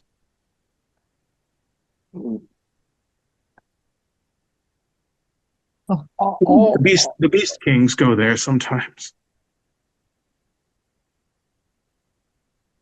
Beast kings like us, but greater. Oh yeah, like you physically, but kings of the there is a frog king, for example, who is the king of all frogs and toads. The local frog and toad communities are never that welcoming to you. It's not like with the cats and with kitten, but all the normal animals kind of treat the familiars as obvious out of town weirdos. Yeah, the local cats don't like me very much. I don't know what that's about. Maybe they're just jealous of how cute I am. Yeah, they hiss at you and call you Beish. Which means death. Yeah, it's the Naelish term for death as a fundamental force. But you suspect jealousy. Yeah. Look, That's how they express it. They're childish. I think that we're all very confused. We're on the verge of learning things that we were not supposed to learn. But I know that Mistress, that we are on her side. Mm-hmm. At least we're on her side more than we're on those murderers' side. Those other murderers. Kevin is nodding furiously at both Skunk and Toad. He's like, mm-hmm, mm-hmm, yes, the other ones. First we defend the tower, then we think about these weighty matters. Yeah. Should we Okay. try to bring more villagers to the tower, or is it too risky? I think it's dangerous to go out. But I still think that the blacksmith should use his I can go out. crossbow. I can go try to gather more. I can too, and I can speak with them. It could be easier. Well, Kevin, do you think they're all food to her? It's really more like drugs, like wine, like that red weed that the dwarves smoke in Furin. It's drugs. Where all of us are. She calls them journeys. Still, better that they're not consumed by these 3 fiends. Yes. Barnaby should be starved. They should be consumed by Mistress. Yes, I understand. I mean, our lot is our lot. But if we impress Mistress and remain loyal to her, maybe she will use her magic to give us another fate. Something better. I mean, I think you're quite a handsome skunk. Oh, I love being a skunk. I was happy this morning. And I don't want to know what my name was. Just the very fact that I may have had a name. I don't want to know. He just starts crying again. All right now, Kevin, buck up. Buttercup. Thank you, Toad. You've seen worse days than this. Yes, I have. Bring in a few families, and you'll feel better. Yeah, I think I'm going to go and try to get some people here from the edges of the village. Yeah, remember, Kevin, I'll join you, we Kevin. love you. Thank you, Bluebird. I feel the same. And Skunk. And Kitten's awfully cute. Yes. I'm afraid. I'm just afraid. I think all of us are afraid, but it's what we do in spite of fear that defines who we are, Kevin. Well, Bluebird, getting deep. You're so wise. Puff out my chest. Come on, Kevin. All right. Let's be brave. Kevin goes right for the just kind of the eastern outer parts of the village. Do you fly beyond and check out some of the other parts, or do you focus on helping Kevin with his groups? I'm gonna split away from Kevin. I want to get a bird's eye view of the situation. Well, in that case, one of the first things you learn is that Kevin was right. The blacksmith did, in fact, have a crossbow. And it looks like he made a good attempt at using it. And he should be remembered for that. You see that the crossbow is on the ground, and that he is on the ground in two slightly different places nearby. And and one half is burning, and the other half is just cooling in the snowfall. You see dozens of similar sights.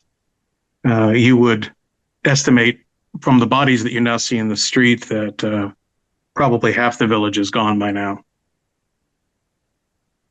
And you can spot Barnaby kind of striding through the streets, and he's got this leather pouch on his side that is now just fairly well stocked with glimmering ampules. And he seems to be pretty chipper about the whole thing. You find Rue pursuing some of her own similar activities. And Irene and Imp are not currently visible anywhere in the village that you can see from the air. So they could be in one of the buildings, or they could be elsewhere. Okay. Well, Kevin is going around gathering people. Mm-hmm. I want to just alight down onto a roof nearby Barnaby. Mm-hmm. You see, as you alight, you see coming out of one of the cottage doors, you see Wolf kind of loping out and coming up to Barnaby. And you can't hear exactly what they're saying, but Barnaby makes an expression to him that sounds something like "good work" or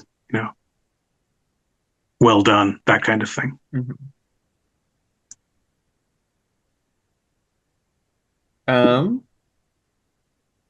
Your ability to stay unnoticed by them is fairly absolute when you want to not be noticed. So.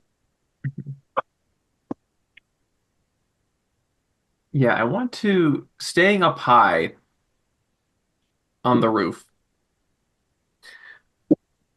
I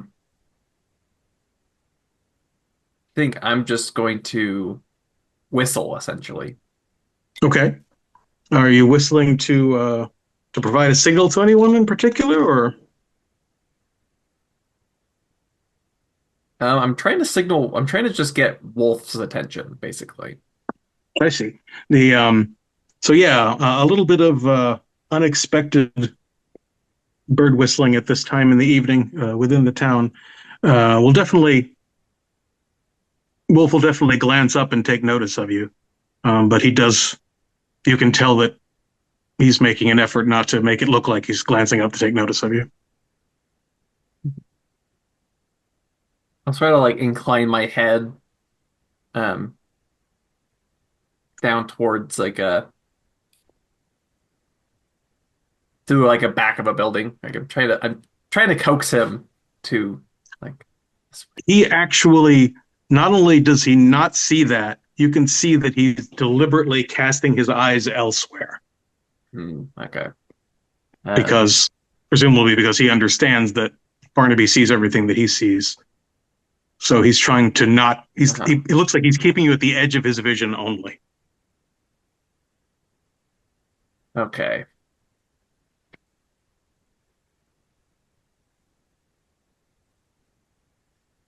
I'll fly to a building closer to Barnaby. Barnaby right now is leaning over some corpses that he hadn't touched with an ampule yet and doing that. It looks like they did a rampage through the village and pulled people out of their houses and killed them, and now he's going around collecting afterwards. You're a curious sort, Barnaby. He stops from what he's doing and he looks up. Like, what do you mean curious, bird? Oh, well, I mean, such a gruesome display. You should know about gruesome. Yeah, well, I should know a lot of things. S Certainly, whatever your business is with your old friend, surely these people don't need to be hurt in the process. I can imagine you would feel that way, Sloane, and you feel an instant kind of jolt. Lone. You remember the sick house here in the village, and there was an entire family, the Selters. There were 9 of them, ages 5 to 60, and the 5-year-old was the first one to die. You were their healer. You were the village healer, and you were trying desperately to save their life. And you were positive that you had concocted a cure.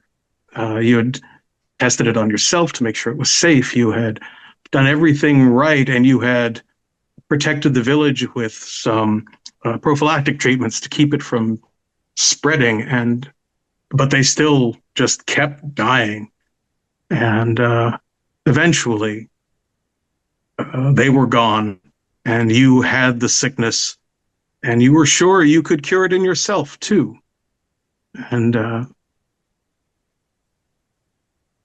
Mistress told you, just simply told you at the end that she had, all the while she was helping you, she had corrupted the cure so that it wouldn't work. But she wanted you to know that you were right, that you had created the right cure for them, that you would have been able to save their lives had she not deliberately sabotaged your efforts. And then she watched you die.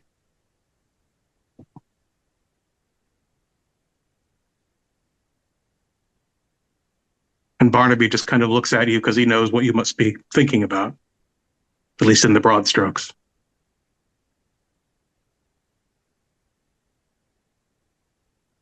Whatever the It is in business keeping with is, your character that you would care about these people. yes, whatever business it is that you, whatever unfinished business between you and the mistress, surely, surely these people, these innocent lives, do you really Innocent need lives. so many pawns in this game of yours? No, that is the beautiful thing, isn't it? Isn't that the beautiful thing? No. When we traveled together, when Clara was our leader, we did not need nearly this much stash. Not nearly. We would go for weeks just drinking and fucking and meeting people and just living the lives that our wealth afforded us. And sure, the addiction, it eventually demands attention, and you have to take another journey. But not like this, not like this amazing, amazing stash she has built for herself. No, no, you are right, Sloane. You don't need this many innocent people.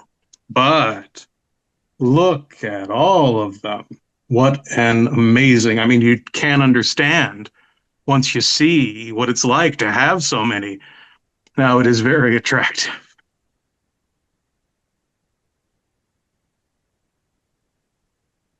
And Wolf, you see, has his head just kind of down. Well, Barnaby, if I have the pleasure on feeding off your corpse and plucking out your eyes, it'd be a good day for me. Yeah. So I hope, my fondest wish then is for you and Clara to die in each other's arms. I appreciate your sense of poetry, Sloan. And I tell you, when it comes to eye plucking and feeding and the other things that you and I might do, I know I deserve it. But not as much as Clara. Yes.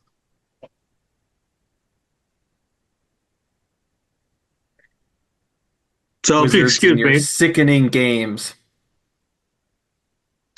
it's a pursuit. It's an art. It's a science. You can tell And I yourself am that all you well want. supplied. Yeah, I do. I do. I have never told as many people as Clara has. It is amazing. It is amazing. And that she has so many of you. It's so unsafe to have so many familiars, but I understand. She sips off of you. She takes those little trips without destroying you. She sips off of you, and that helps her keep the addiction at bay. I've been doing the same with Wolf here. Isn't that right, Vernon? And Vernon just kind of lifts his head and just does a little wolfy whine and doesn't even bother to speak.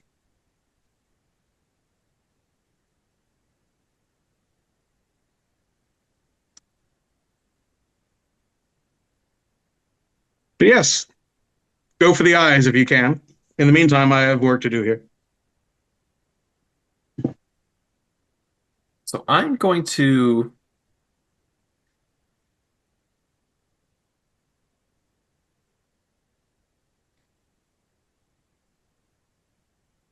okay.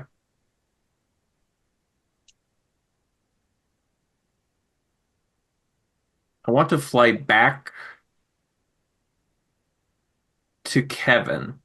It looks like Kevin's got about a dozen people that he's got out of some of the buildings on the east side, and he's walking them back to the tower right now. I'm going to land on his shoulder and say, Bluebird. Kevin. Bluebird, yes. We need to lead these people away from here. We need to lead the people in the tower away from here. Okay. Where to? To the spring, to the woods, to anywhere. When Clara is coming in on the road.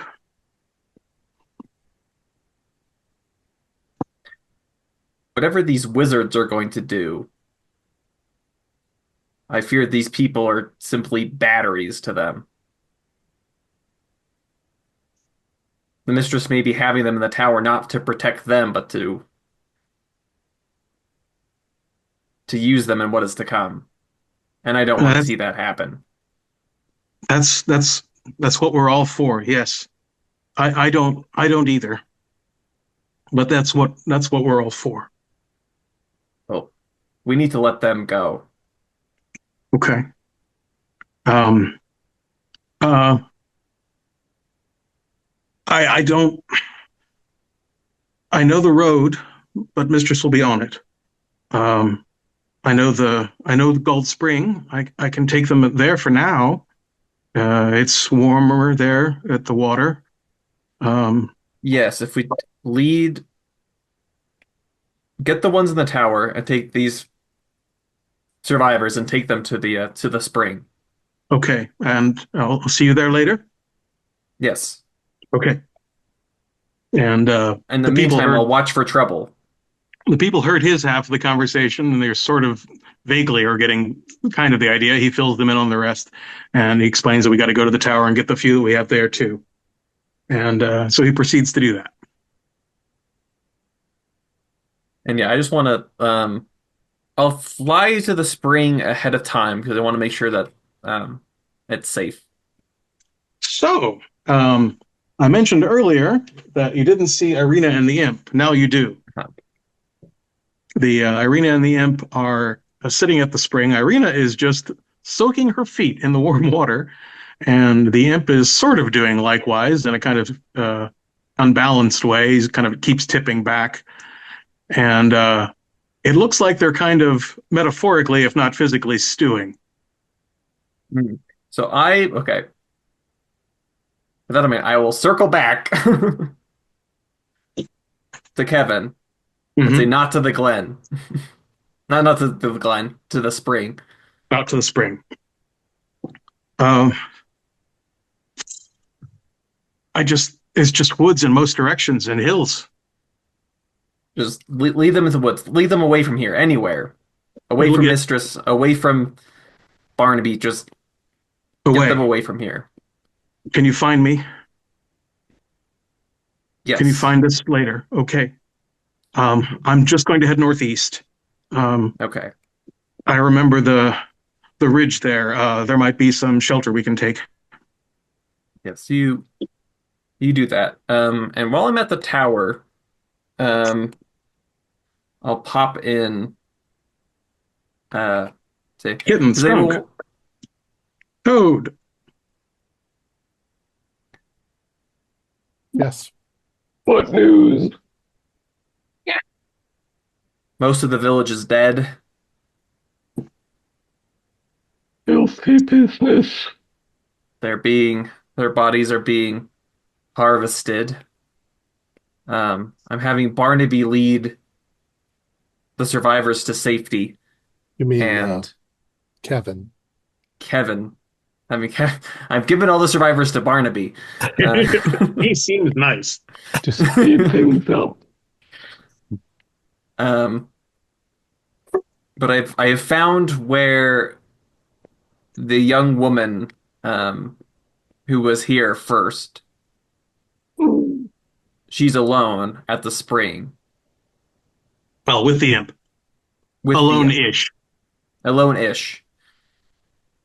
Maybe we can manage that ourselves, fellows. I mean, I'm If we curious could about get the her. She seems We to be could- less involved in all of this, in a way. Not I mean, at she left all. the other two, and she wasn't known to Mistress. Yeah, Yes. whatever. She seems to be a third party in the situation. I But wonder. From what you've said, I think that the girl was going for the ampules. You said it's like a drug. Mhm. Quite so, skunk. You're onto something. If we go there now, you spray her again. I poison the little homunculus with my toxins, and that will weaken her for the fight ahead. If I could spray them and they would fall into the spring, If they're they bad might, swimmers, the spring could very well do them in. It's 12 feet deep at its deepest part. and they're not Well, going to be I'm breathing wondering if very she well might with my. be. Indeed. I wonder if she might be an unlikely ally. I would say quite unlikely. From everything you've said, I don't think that any of the wizards, including probably our mistress, are really our allies. Toad may Or recall. Toad may recall that Vernon told him that they did fight amongst themselves. they torment each other. They threaten each other as familiars. if all Not saying that she's going to help us, but I'm saying she might be persuaded to turn on Barnaby. and if all Irene wants is the wizard nip, there's plenty of that upstairs that we can bring her. Wizard Not that nip. I condone stealing from Mistress, but might That's motivate a her. fair point. I'll just take a bottle. Let's just take one with us. Yeah, you can easily carry an ampule. You could actually carry one in each of your talons. Mhm.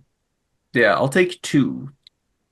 But I'd rather just suck them into the spring and then feed them human souls. All things considered. I agree. It is rather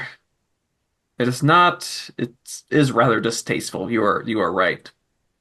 But I would rather hear what she might tell us before we send them into the spring. You could chat with her while Skunk and I snuck through the woods. And I'm Yeah, so cute that it would disarm her immediately. Kitten, maybe it's best if you Steer clear of violence. You will be a mighty hunter one day, but now you are a bubblehead. Yeah. Someday. Someday, you will rend and tear. Kitten thinks of murder all day. I don't know if it's my wanting it not to be true or what, but I mean, Wolf, Barnaby, could they be lying to us to get us on their side and hurt the mistress? Could this all be fabrication? I don't think so, Skunk. I have a name.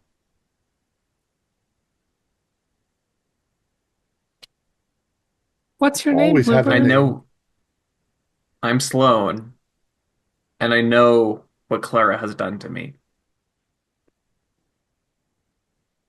You also now connect that to what's happening lately in the sick house. There's another sick family. There's another healer. It's like she's playing the whole thing out again to make more of that special flavor of whatever that Burial. type of distress is. Maybe we should just go away and leave these wizards to fight their own battles. But wherever we go, Mistress will see through our eyes and feel where we are. She'll be able to find us.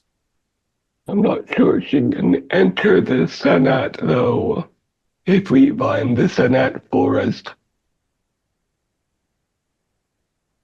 She might be unsafe there.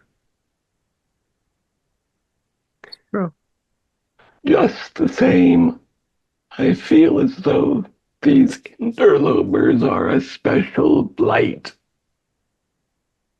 Even if Mistress is not a true friend, they seem very wicked. I think they all need to go. And I think the best way to go about that is to turn them all against themselves. I had another idea. We could help Mistress win this battle, and then we could end ourselves, and the loss of 4 familiars would finish her. I had a similar thought myself, Toad. I think there are no good wizards. You know, it's been right in front of us. The villagers, they keep animals for food in a cage, in pens. They feed them, and they care for them, and then they eat them. Is that what she's done to us? Are we Yes. just snacks?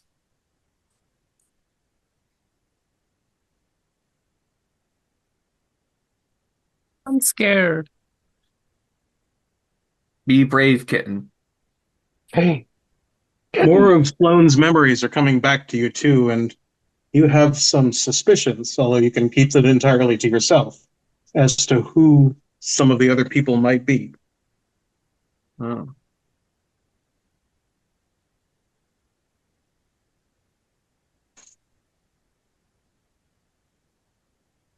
Just Sloane's internal life is a bit busy-headed right now, as memories flood back. Mhm.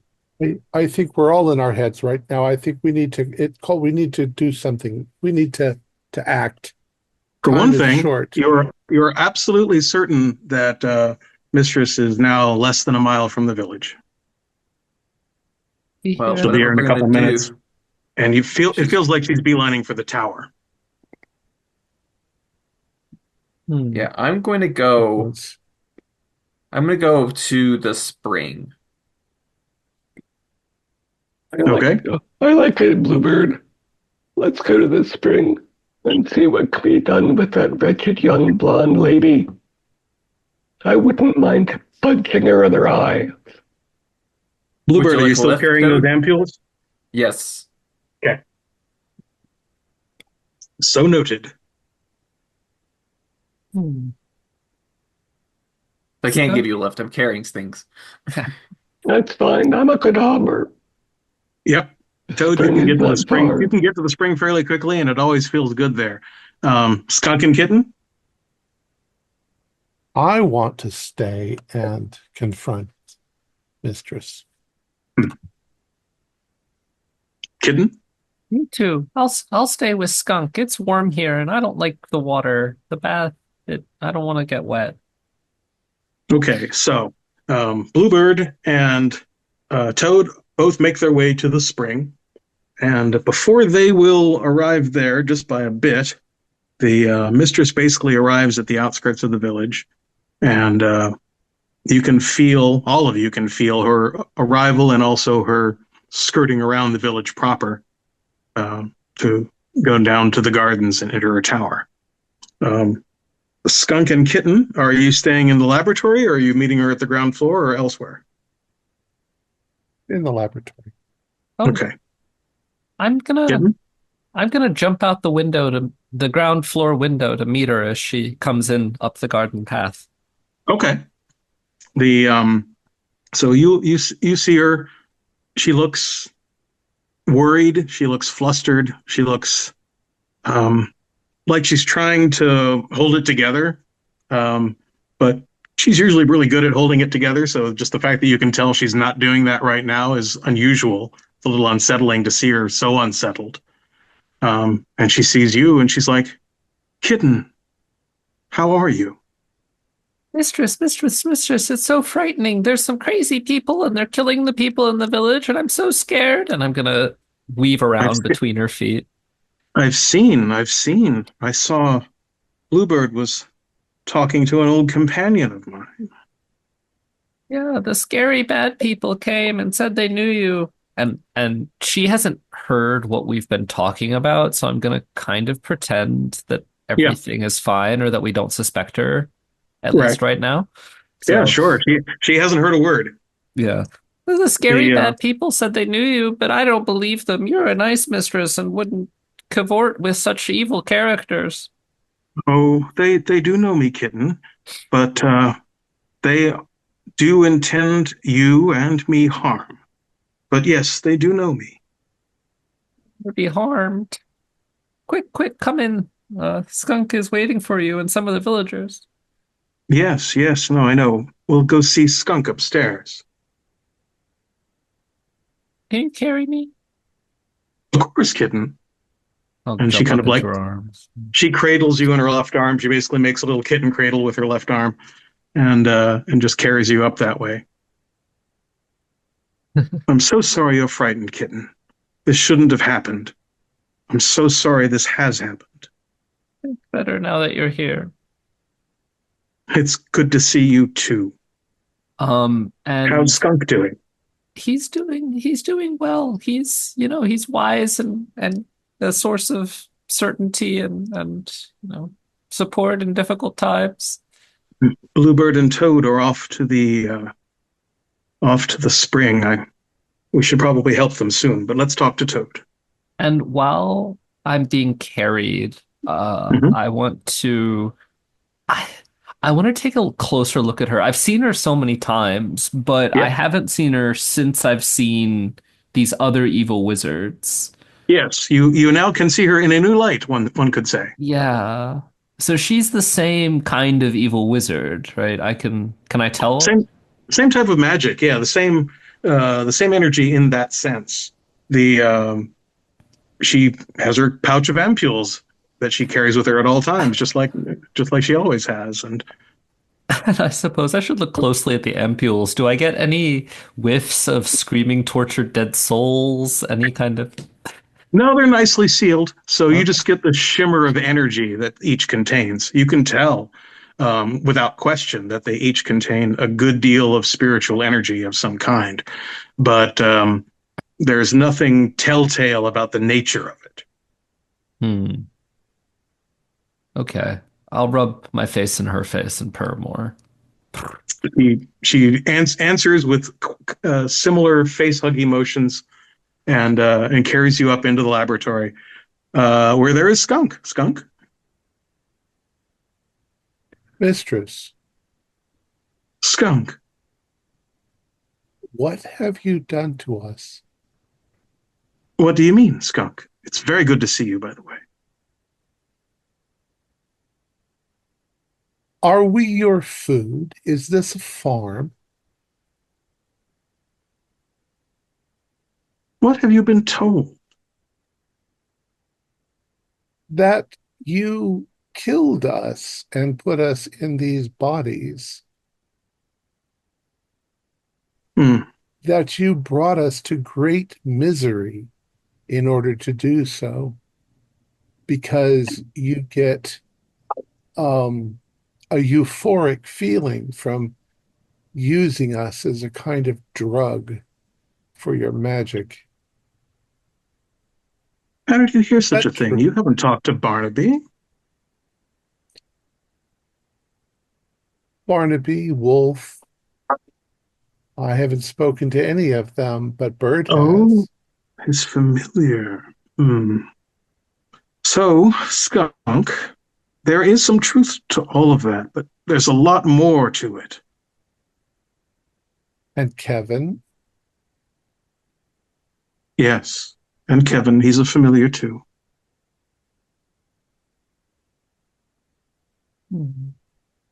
Now that we know there's a problem, why should we help you?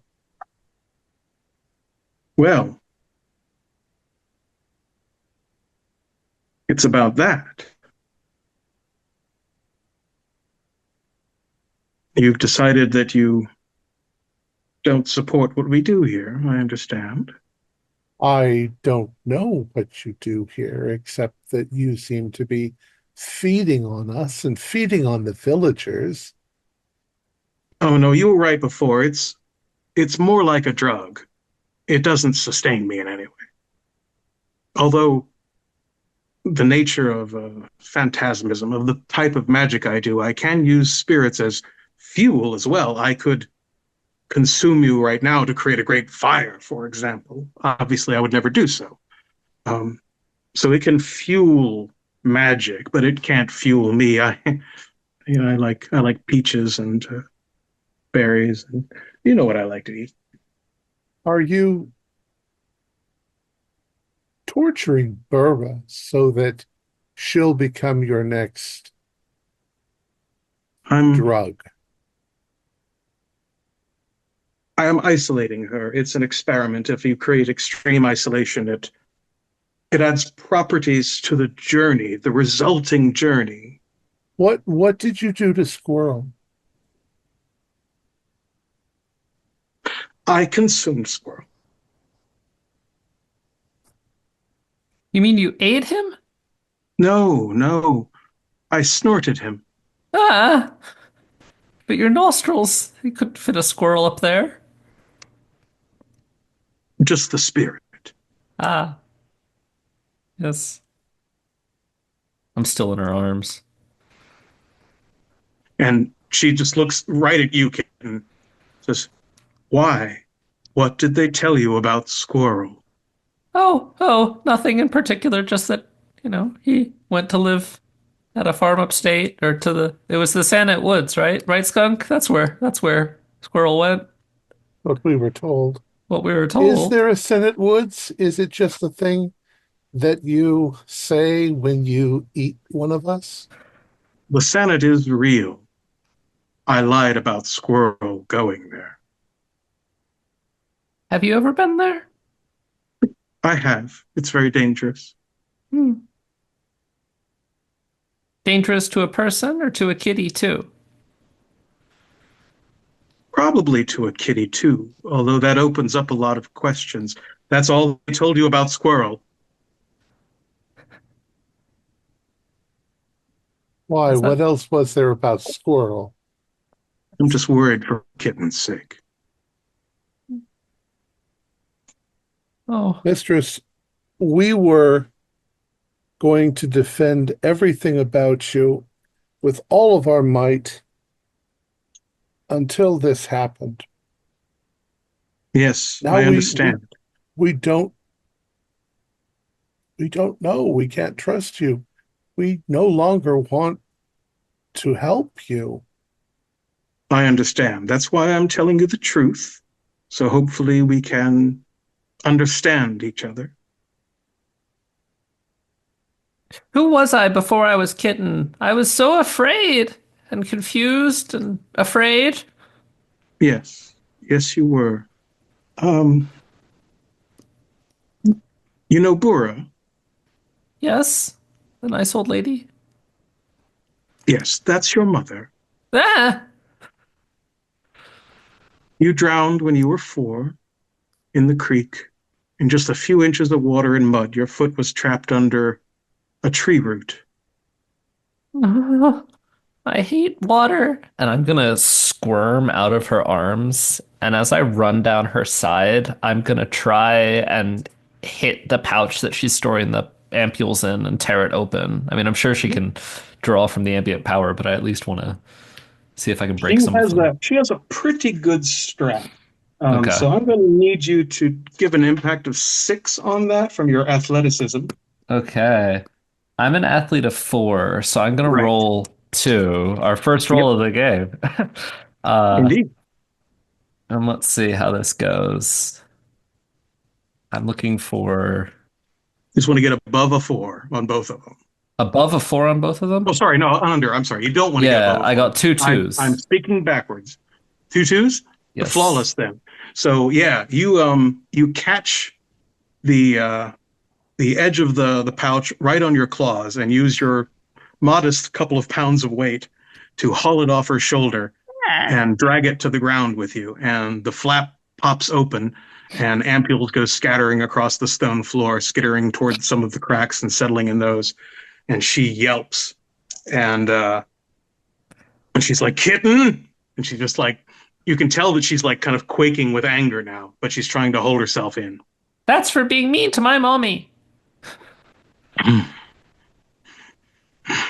She's just like, her nostrils are flaring, and she's like, "But I've been good to you, kitten. You let me drown. I made you drown. Ah! That tree root was far from your foot before I moved it." You crazy bitch. What's wrong with you? Fair response. Who was Skunk. I? Who was I? You were very, very alone, and it took 3 years of sculpting that experience with rumors. Yeah, your spouse had died 20 years ago, and I built on that. I had Kevin tell people that you'd done bad things, and I told people that you were disloyal to the village, and because they know that they must always treat villagers well, they kept feeding you and gave you a place to stay, but they all stopped talking to you for years before you were ripe enough. You were very old, very, very old. I gave your spirit a new meaning, and it was very educational for me. What was my name? You were Brennan. And you remember now. Memories start flooding in. Your spouse, Corey, many good years. And then you were alone, but you had the village, and they loved you. And then they stopped loving you, peeled away from you bit by bit, and treated you like an outsider, even though they kept you inside. That was all you. You did that to me. Well, I didn't harm Corey.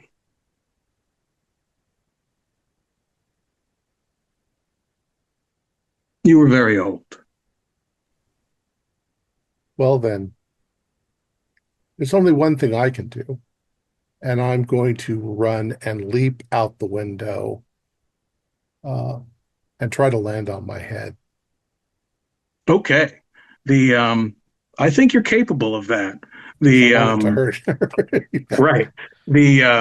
So you feel your body break.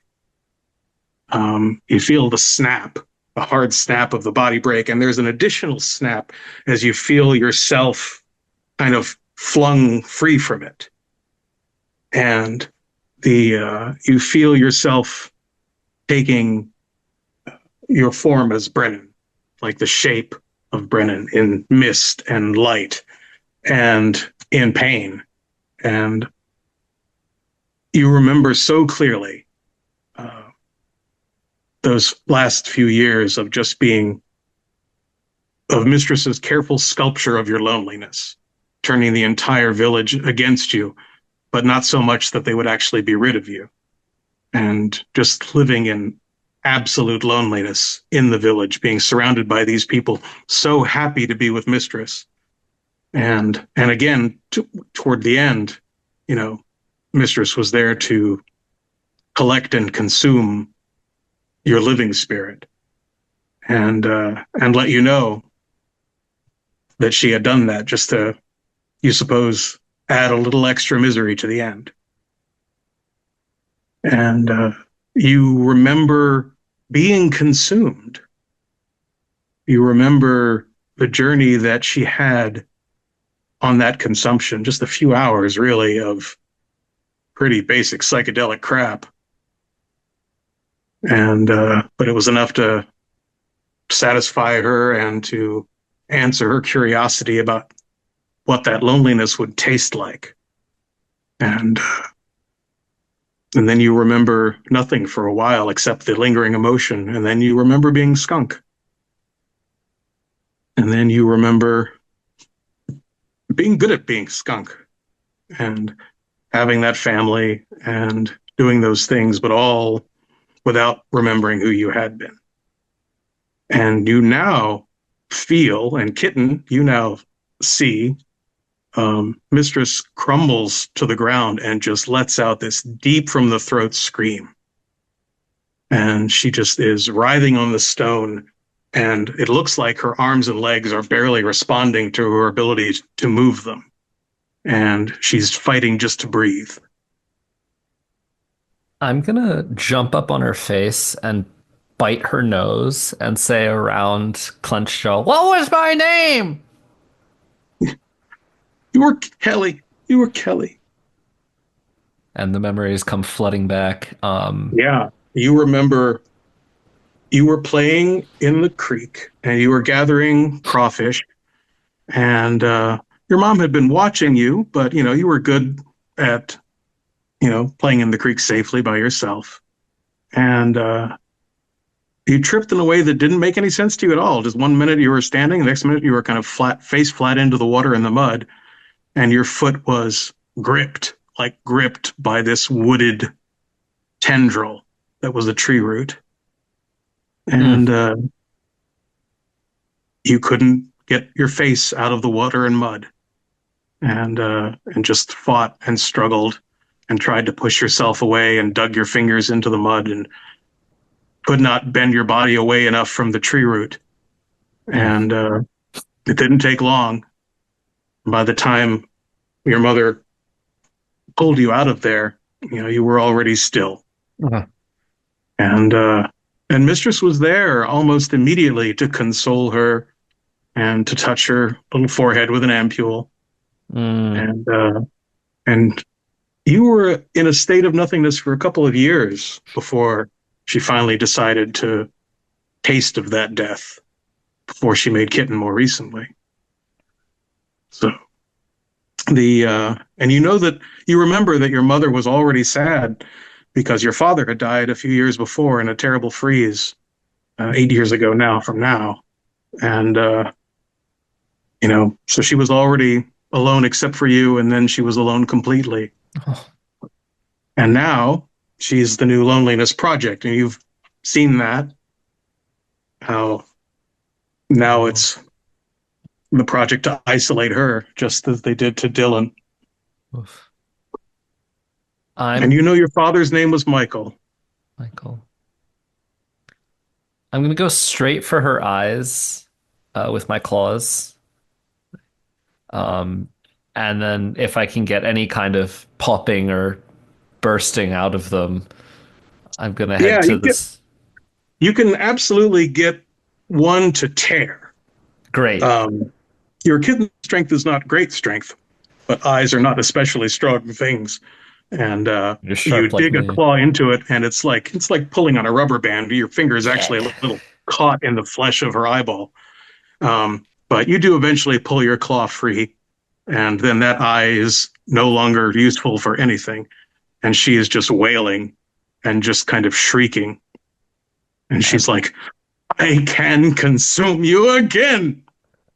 And then I'm gonna book it out of there. I'm gonna try to find Bluebird and Toad while Okay. passing by Skunk on the way if I can, but I think I know what I'm going to find. Yeah.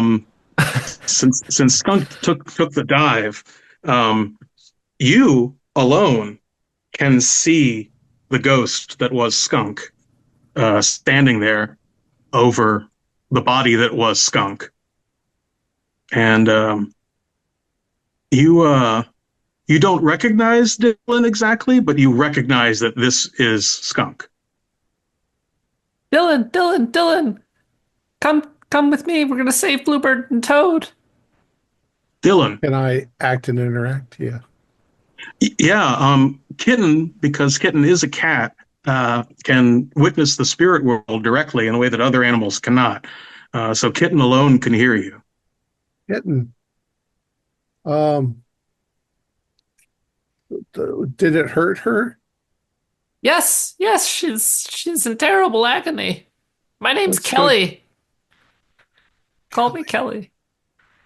Does Dylan remember Kelly? Yeah, distantly. It's a village, For small village. you were not allowed near children in the latter years, um, but yeah, you remember. Uh, you remember when Burra had Kelly. You remember what news that was, and how happy Good. Burra and Michael were. His daughter. Yes, let's go find the others. Oh, You can drift along and stay with Kitten, and Kitten can translate.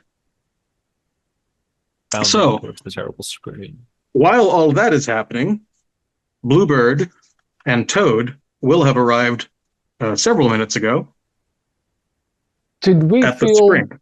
did we feel a shock when Skunk died? Yes, although that will happen while you're at the spring. Right. That will have been. Yeah. All right, So Bluebird, you engage her in conversation while I plan my attack from the underbrush. yeah, sound will do, Toad. Well, like racking my memory, do I think that I know who Toad was or is? You do wonder, um, just based on what little you know so far, you remember people that died in ways that you remember being distressing, and you can think of maybe a half dozen candidates, but you would be the least sure about Toad. Okay. Anyway, so I will go up into a tree nearby, There are like many fairly such. yeah, and then I'll kind of make this sharp chirp sound. Okay. The does it contain any meaning, or are you just mimicking a bird sound? I'm just mimicking a bird sound. Okay. The imp pays no attention to that, but Irina turns around and she doesn't know where, she has trouble localizing it, but she definitely heard, and she looks around trying to figure out where it came from, but she does not succeed in spotting you. Irina, Yeah. Hi. I'm going to click the two ampules together. Okay, you can do that. There's that glassy sound of little glass things hitting other little glass things. You spending some time alone, I see. Had to wash my face. Yes, my colleague, very enthusiastic defender. Yeah, I can see why Clara might have chosen a skunk now. Honestly, that struck me as weird when I first heard it, but I get it. It's a long way to Birds I come. get. Birds I understand. There's a lot of advantages to being a bird. You see a lot of things. Yeah, I can't do that yet. I'm still feeling that out, but I did this. And she points to Imp, and Imp turns around and kind of waves a little. Hey. Yeah, fascinating piece of workmanship. It's just a long way to travel, I'm sure, to settle a grudge that isn't even yours. Yeah, it's not my grudge, but I understand it's important to them. Why does that make it important to you? Well, Barnaby's important to me, and Rue on her better days is too. Hmm, that's nice. Having people that are important to you. I've heard rumors myself. Um, Lots of threats against your little friend there. What did you say? Oh, I've just heard little birdie told me that Barnaby, Just you know, everything casual drops out of her demeanor, and she stands straight up, still in the warm water. She obviously, her shoes are off for one thing, and she turns around to just face you directly. She's like, Imp, not looking at Imp, but just saying his name. Imp, did you tell this bird anything about our private business? And Imp's like, ah. So Wolf then. It's Vernon. little birdie told me that you've been looking to hurt Vernon pretty badly. Vernon's not mine to hurt. That wolf belongs to Barnaby. That soul belongs to Barnaby. Oh, but if you were to hurt Wolf, you'd hurt Barnaby pretty bad. Yeah, well, I'm not in the mood to hurt Barnaby right now. I mean, I'm always in the mood to hurt him a little. But Hmm. once we're He done with seems to all be of in this, right. Once you're done with all of this. Well, I mean, they seem to be in town with all the enjoyment and fun, scooping up the ampules. What did they send you to do? I have an ampule. She like pulls one out, Oh, but they have dozens. and they know how to use them. My magic doesn't work like theirs.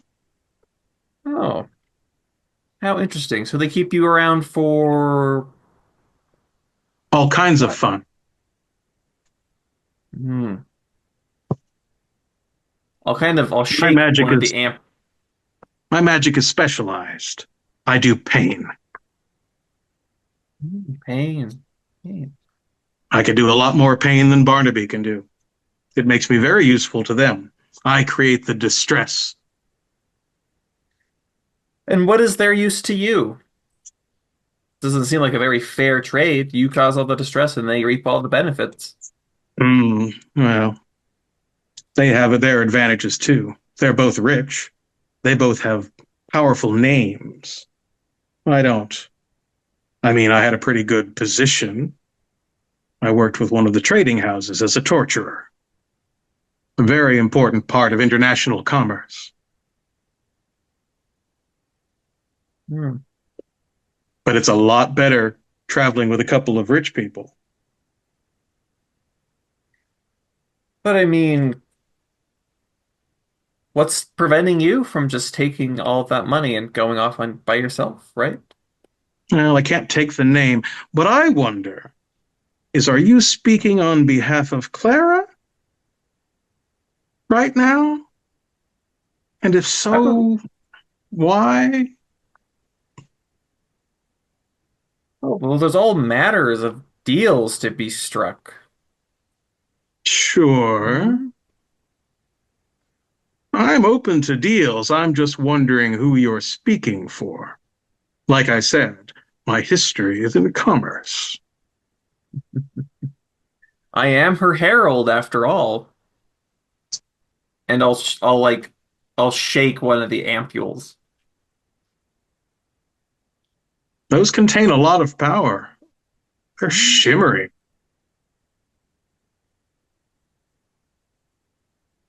I mean, if your friends will only give you one or two, I mean, I barely know how to use them yet. I'm still learning. That's another thing I get out of this from them, you understand. A whole new but magical, there are far better teachers. like your mistress. Like my mistress. And I at mean, that point, you physically feel around that point, mistress getting struck by skunk ceasing to be skunk.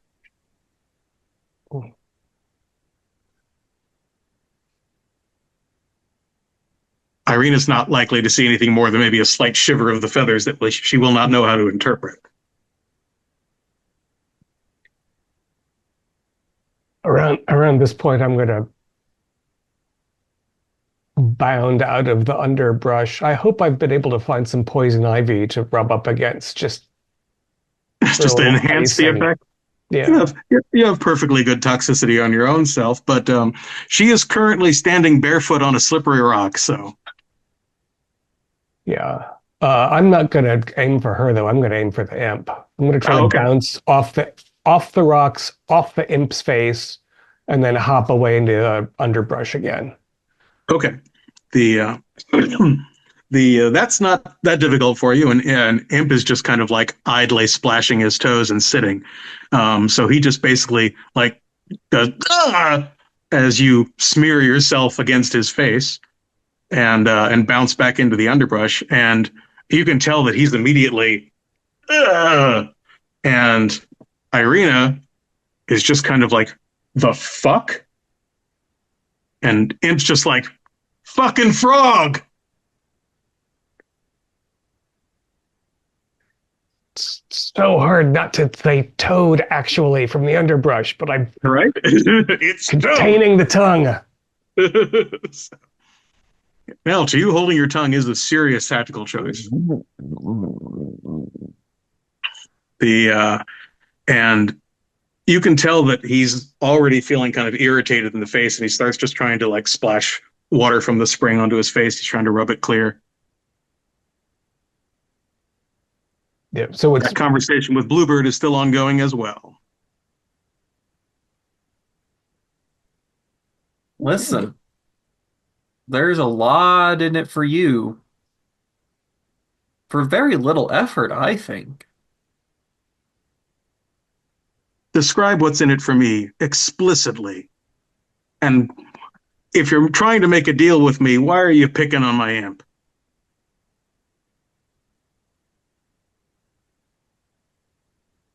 Listen, we have to make sure that you can be trusted. I can't be, so that's out of the way.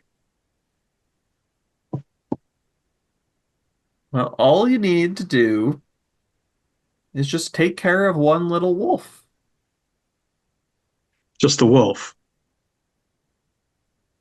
Okay, I wouldn't mind. And just a taste of things to come, and I'll throw one of the ampules to her. She catches it, and you can tell that she's like downplaying her interest, but when she catches it, you can tell that she's like rubbing it, and she's like, "Yeah, okay, this is all right." And I'll shake the other one from the tree. There's plenty more where that came from. So I've heard. Well, and she's kind of looking around, trying to scan the underbrush for where Toad has gone.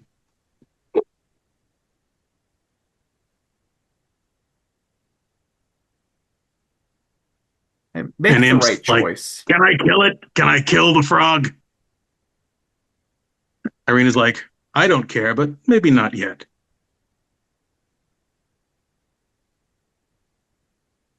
I'm going to croak a bit while I hop around in the underbrush. I want to lure Imp in after me, get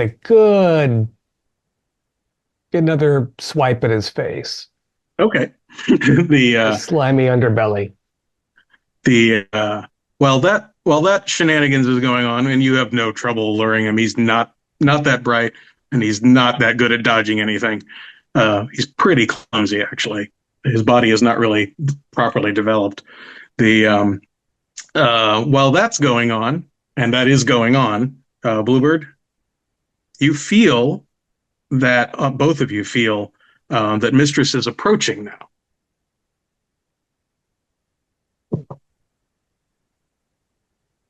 She's at tower distance, but she's leaving the tower, you can tell.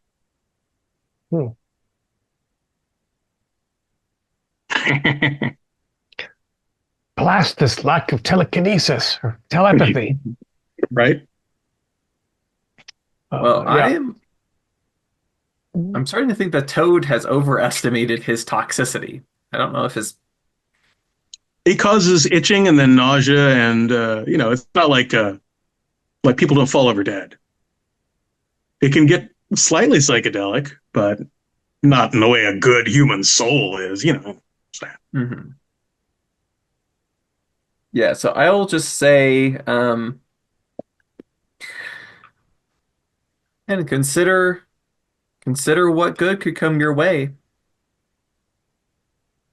She's kind of half listening and half watching this little Toad versus baby battle as Toad launches directly into the Imp's face again, and Toad falls back into the bushes and just like kind of twists on the rocks and mud, just kind of squealing. He's like, "Stupid little frog! I'm gonna kill you!" And Irina just looks back up at Bluebird. She's like, "Really?"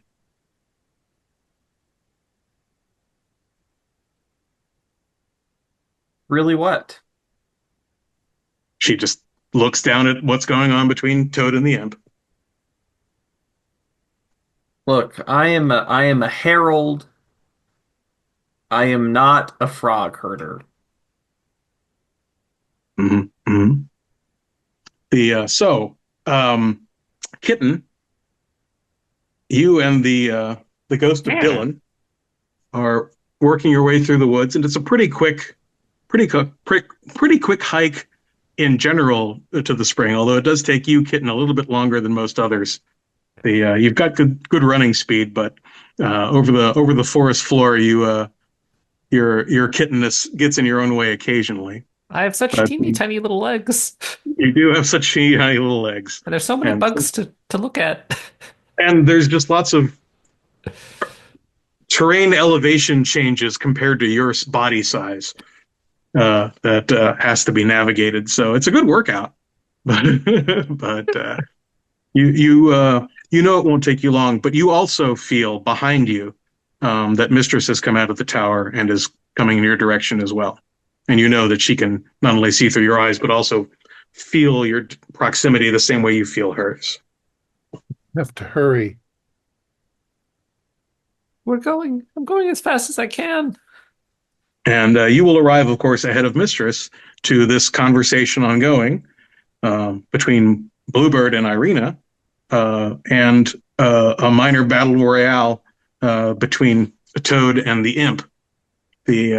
Toad, are you continuing to press your attack? You've got a lot more toxin on his skin, so you know that no amount of him splashing in the spring is going to stop the nastiness that's on its way. He's already focusing more on scratching himself. Yeah, I think if nothing else, obviously Bluebird and I are not working in effective concert, but now that I personally am loving the juxtaposition, but go ahead. Now, especially that Mistress is on her way, I feel like if I can poison her little monster, she'll be weak, and that's probably for the best.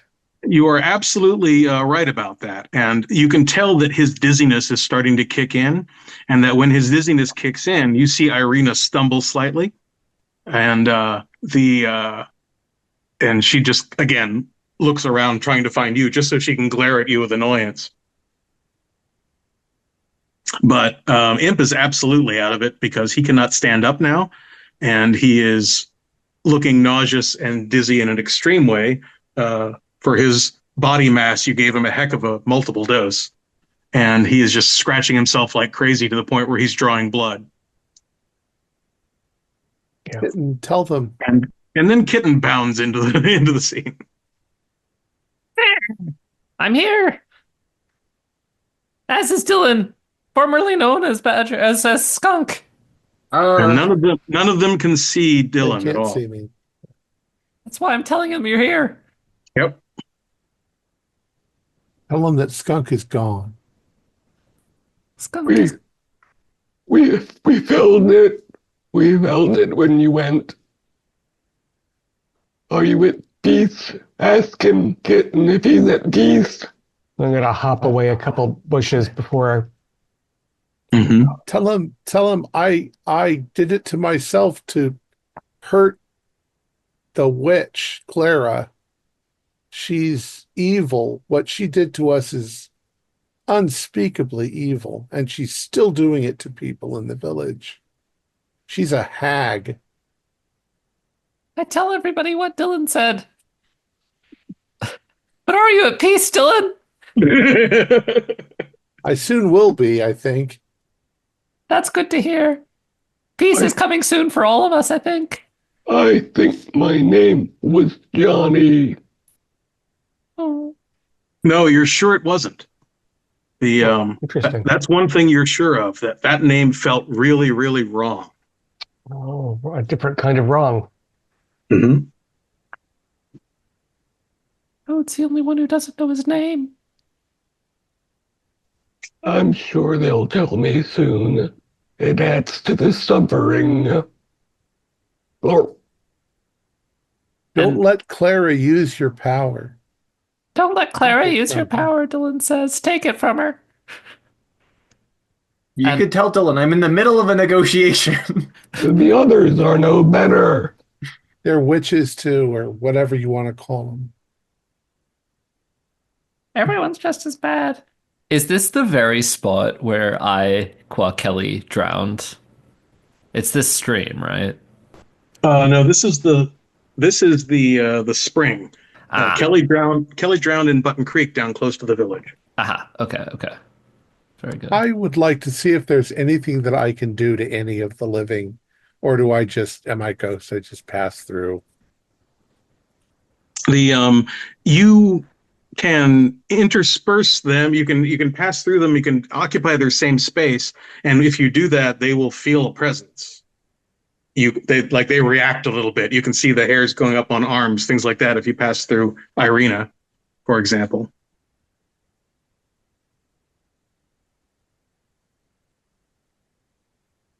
Good question would be, how about the ampules?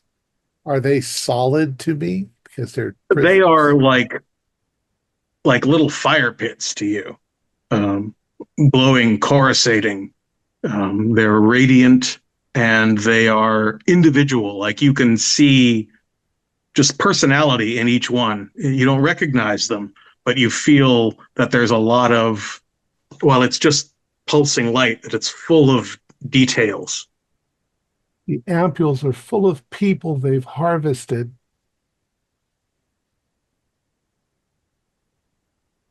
I took it. Kitten, you're the only one who hears that. Each ampule has a person. There's a person in each ampule. It's worse than we thought. We got it. I think we figured that one out, Kitten. Oh, I'm a little slow on the uptake here, guys. I'm sorry. I'm only 4 years old, it turns out. Oh, 4 human years. 4 human years. Got 4 it. human years and then a couple of years on the shelf in an ampule. Yeah. And then like 9 weeks as a kitten. You're a great kitten. Just stay out of the way. Aye. Definitely not Johnny. I'll know soon. Are you guys doing anything in particular before Mistress arrives in a minute or so? I'm just trying to make sure that Irina's not leaving. She's not. She's kind of like standing and like she's trying to take in what's happening around her.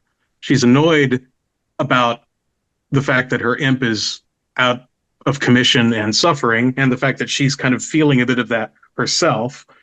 But she's also trying to figure out what she should do, and you can tell that she's hanging on a point of indecision. She also doesn't know that Mistress is arriving, so she lacks that data point. She doesn't seem to know. If she seems otherwise preoccupied, I'm gonna go for another smack on the imp. Okay, the imp who's already scratching himself bloody gets more toxin on him, and you can get some of it right into that blood and really get it going in more quickly. So you can tell that his nausea and dizziness are going to be absolutely crippling for a while, and he's just kind of bawling at this point, just kind of to the point where even Irina just mostly is just like, "Shut up, imp! Shut up, imp!" And he's just like, "Kill it! Kill the frog!" Toad. Yes. But Irina is just kind of like, she's waiting for some point where she will tip in her decision, which right now she's hanging on. And then you all feel that Mistress is seconds away. She's striding in you see her silhouette against the sky, and she is striding in the manner of a most upset, most barely able to walk straight person with one eye torn open. And she is really walking like her legs are both having cramps, basically. And she just seems very, very angry. And there is a bright light kind of pulsing around her head, and her fingers are kind of twitching. And as she's trying to corral some magic into her hands, it looks like she's having difficulty because of the way her body is racked by what Skunk did.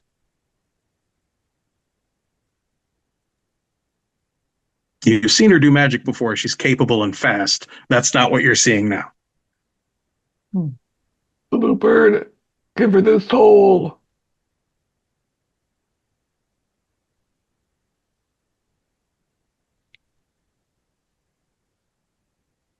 With the other ampule I still have, I will go to Clara. Okay. She sees you, and of course, she sees herself through you better than she sees you through herself right now. Your eyes are in better shape than hers. You seem in terrible shape. Bird, are you against me too? Or are you with me? Are you my friend? Are you my herald? This place has far too many wizards in it, Clara. I agree. At which point she notices Irina, who she hadn't noticed before. She was fixating on you guys. And she just you can feel a growl coming up in Clara's throat.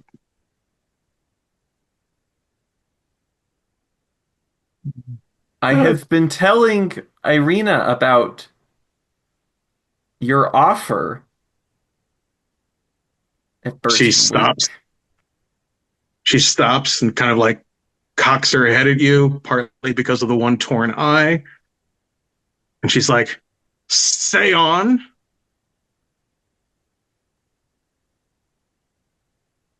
Of course, because if Irina does decide to side with the right party and take care of a particular wolf for us. She's like, "Oh, Irina, Barnaby's being a bastard to you too, is that it?" And Irina's just like, "I don't think he knows any other way."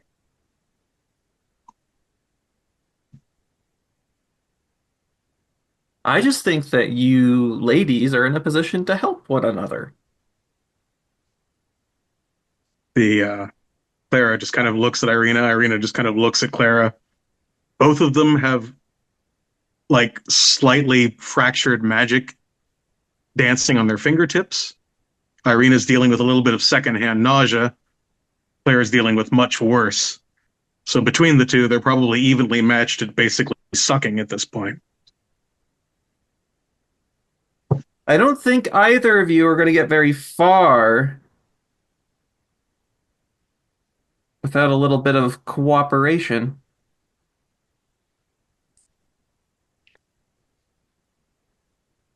Mistress kind of lets out a breath and she looks over, and Dylan, you can see that she looks right at you and sees you.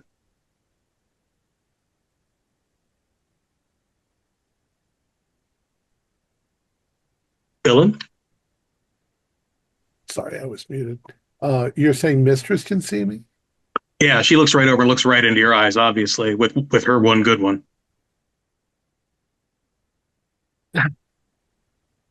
She just nods. She has a kind of resigned nod that she does. She says, "Well, Irina, if you and I are not fighting right now, I would very much like to kill Barnaby before he kills me." And Irina's like, "Well, I would rather Barnaby lived and you died." And they're just standing and staring at each other. What do you guys do?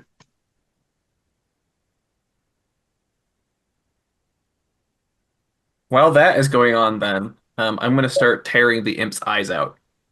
Okay. Yeah, fuck the imp. Imp has no real defense against this. He's still scratching himself bloody. The only defense he really offers is that he's thrashing so much that you have to do a bit of accuracy work to really get in there. But it's a game that you can win with a little time.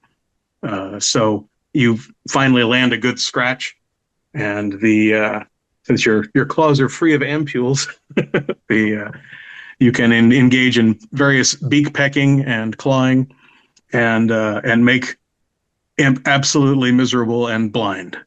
That seems to tip Irina's stance a bit, and she decides to just launch herself at Clara.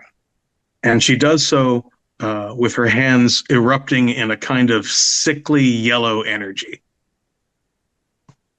Do you do anyone to interrupt this, or let it go? If Clara dies too quickly, we can't get Barnaby and her. That's right. And if Clara dies, you all cease to be in your bodies, just like Dylan. Yeah.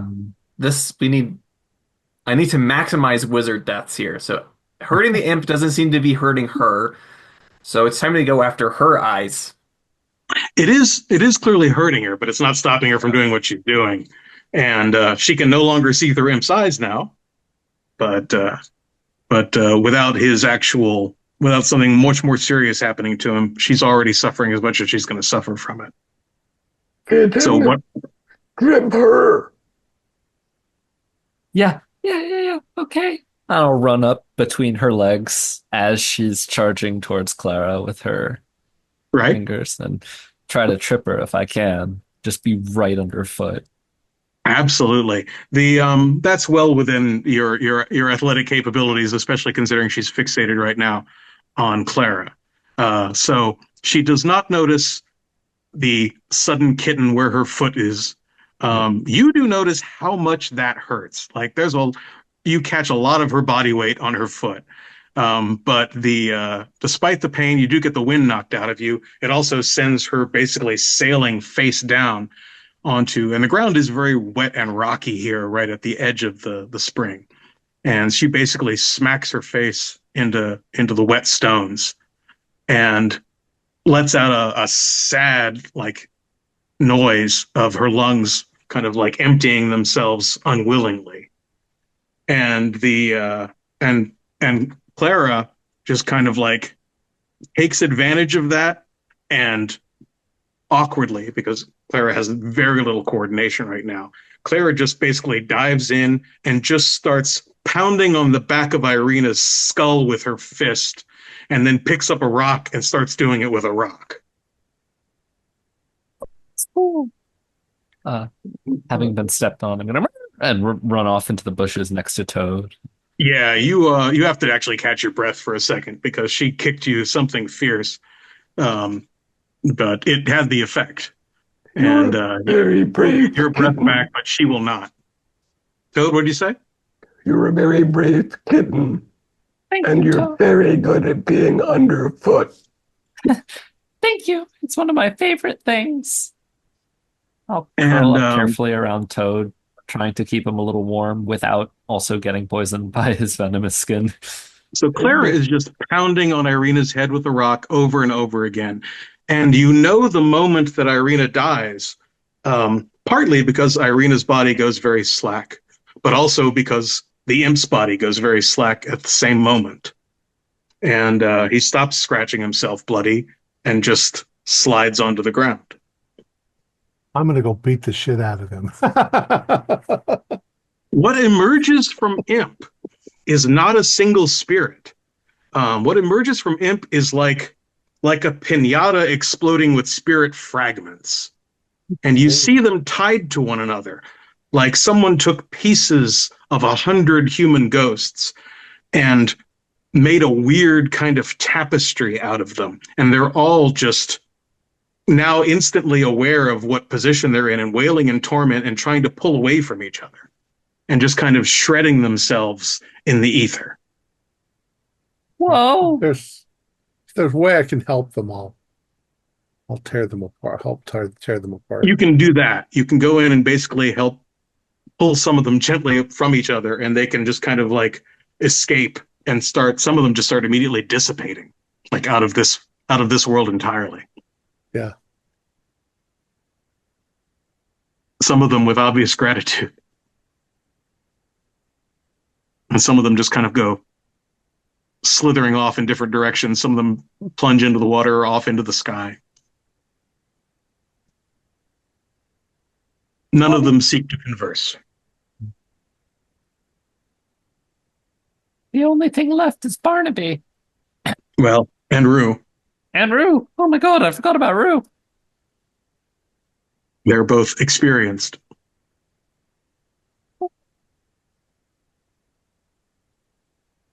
Let them just screw each other over. I don't care anymore. They're all evil. Kitten, you can pass that along or you can just listen. Dylan tells us to just let them screw each other over. Well, Kitten. I'll get very close to Kitten. Whispering, yes. Mistress is finally slowing down. She hasn't stopped hitting the girl's head with a rock, but she has slowed down. Kitten, would you tell Dylan that yes, they're all evil, but we need to make sure that as many of them die as possible? As I see it, there were 4 wizards that needed to die. One of them is taken care of. There are 3 left. If we just let them kill Clara, there will be 2 of them left, and we will be powerless to do anything else. That's right. So we need to help Clara for as long as we can to make sure as many of the other wizards die, and then we can do as Toad suggested and follow you. I fear that you may have gone too early. Clara, for her part, is listening and speaking at this point. She's like, I don't think I can even make it back to Copia.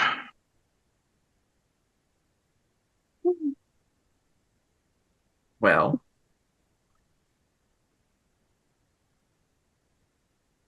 one option is to let her consume one of us to recover some of her energy.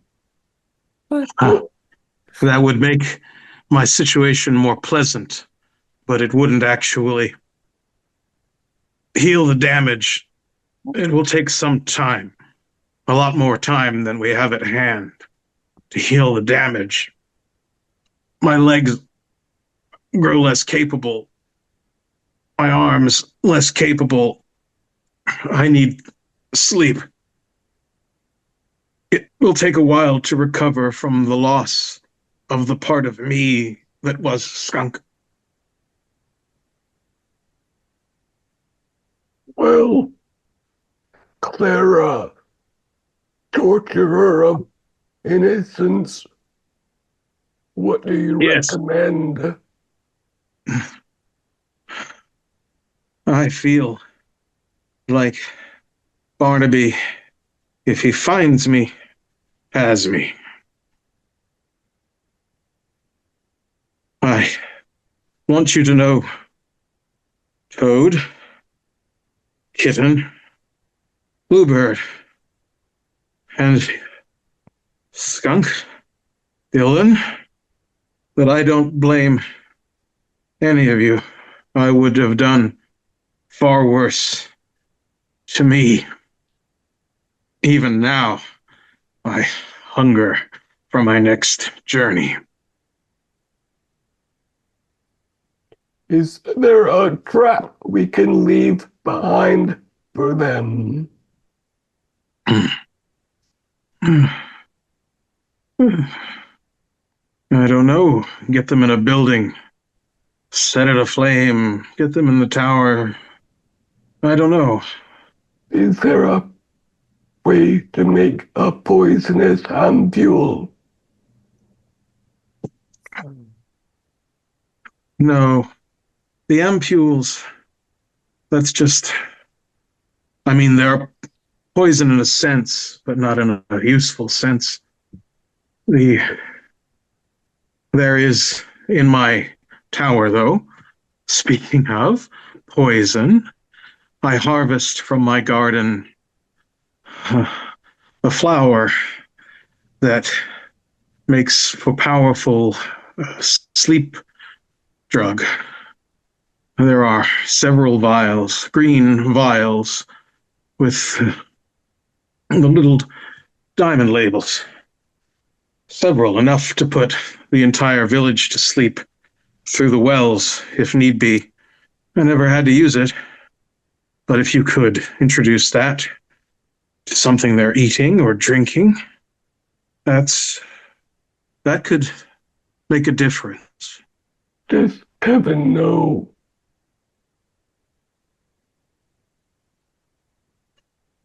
She looks at you. What did you say? Does Kevin know of this poison? He knows about it, yes. He's wandering in the woods with some villagers right now, pretty far. They're doing pretty good considering it's snowy and getting dark. It's very dark now, actually. Yes, well, I hope that Kevin has brought them far beyond your and Barnaby's reach. That does seem to be his intention.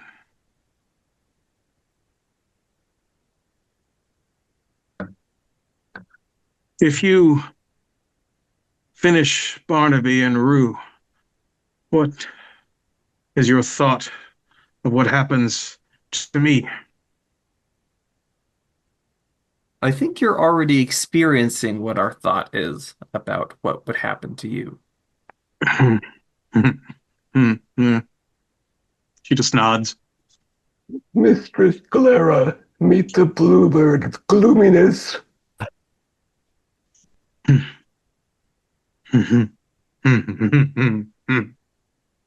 was such a good life we had for a little while. That it was. Shame it was all a lie. So yes. Shame is the right thing to feel. I remember. She just kind of hangs her head a bit, and with her left hand, she's just kind of touching it where her good eye was. It's torn out by Kitten, and she's just kind of looking around with the other one, and you can feel also she's looking around through all of your perspectives and through Kevin's perspective. She's got that expression on her face that she gets when she gets thinky. Oh, Clara.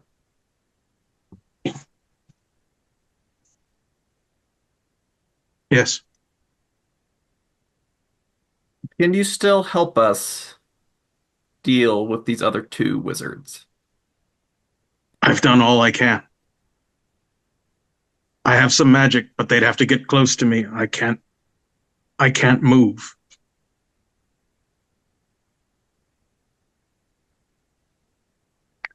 Can you hide from them? Yes, I think I can. They will I could look. make myself blend in. That spell is slow. It doesn't require much careful motion. It's more about the words. I can make myself unnoticeable. the, the plant toxin in the green vials. Will Yes, it work if it is inhaled or burnt? I don't know. I I know that it works if it is ingested. It might work those ways. I've never tried it or read any accounts of it working that way. Kitten, they have to eat and drink. Everybody has to eat and drink. Yes. Yeah. And Barnaby loves to do both. They'll have to eat eventually, Dylan says, or drink.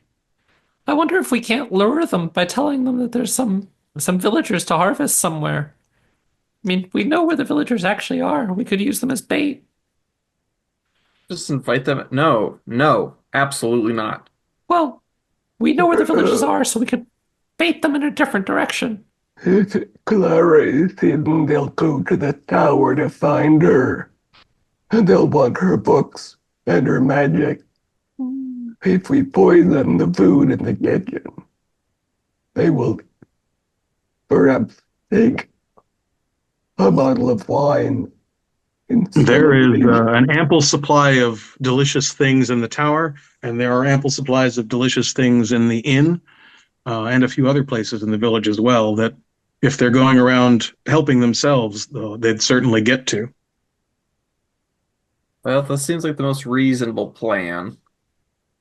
Also, if it works, we can follow them and end everything with the same meat and drink.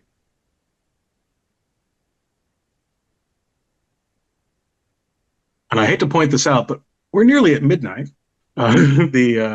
So I also feel we're very much at the end. I feel like we could wrap this up in about 15 minutes or so. That's fine. Yeah. It rarely works out that it's exactly 4 hours. Oh, sure.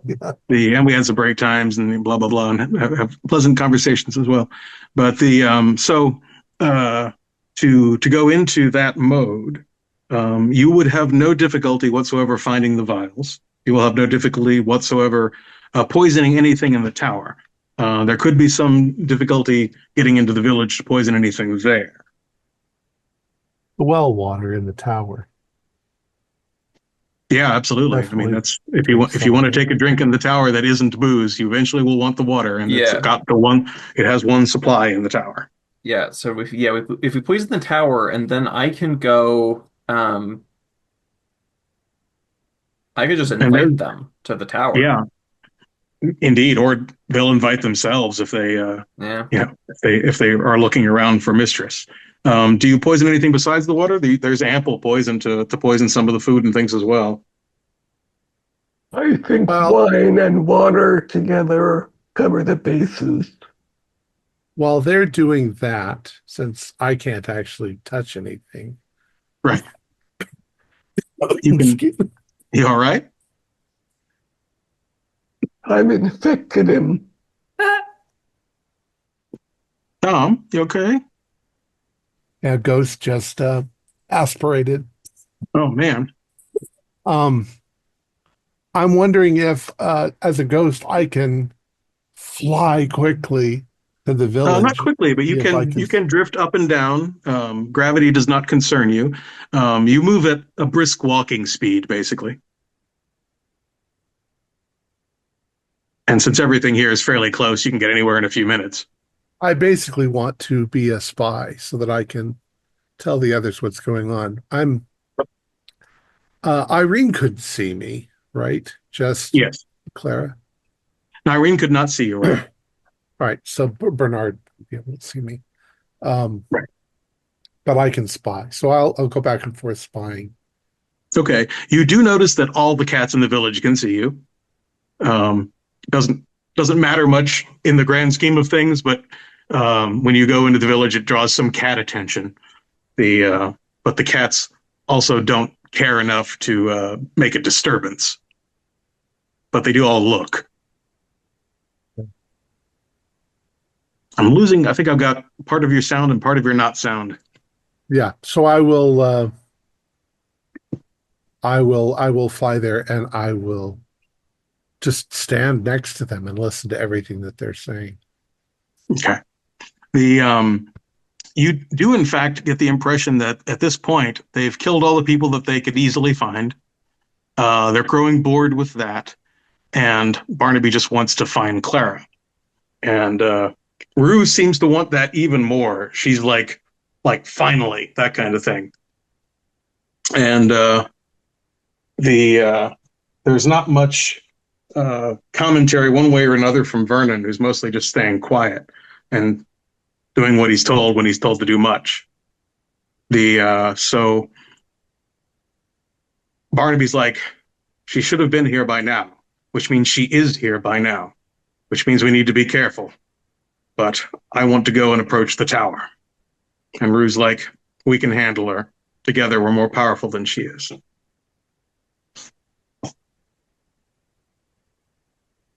Waiting patiently at the tower. Okay. So you poison the things you're going to poison. And where in the tower do you situate yourselves? I'm going to be perched up on the balcony. Okay. Kitten, Toad? I will be nonchalantly curled up next to the hearth, pretending to be asleep. Okay. Yeah. I'll have to warm up again in the fountain for a bit after that excursion. Mm-hmm. You can warm yourself in the spring before the trip back, and that helps. Yeah, and then I think I'll having administered poison to the well and the wine, I want to hang out in the kitchen, maybe in a little crock, maybe the sugar bowl. Right, hang out in the sugar bowl, the cookie jar, something. Yeah, with just my little eyes holding the lid up. Right. So they come in carefully, cautiously.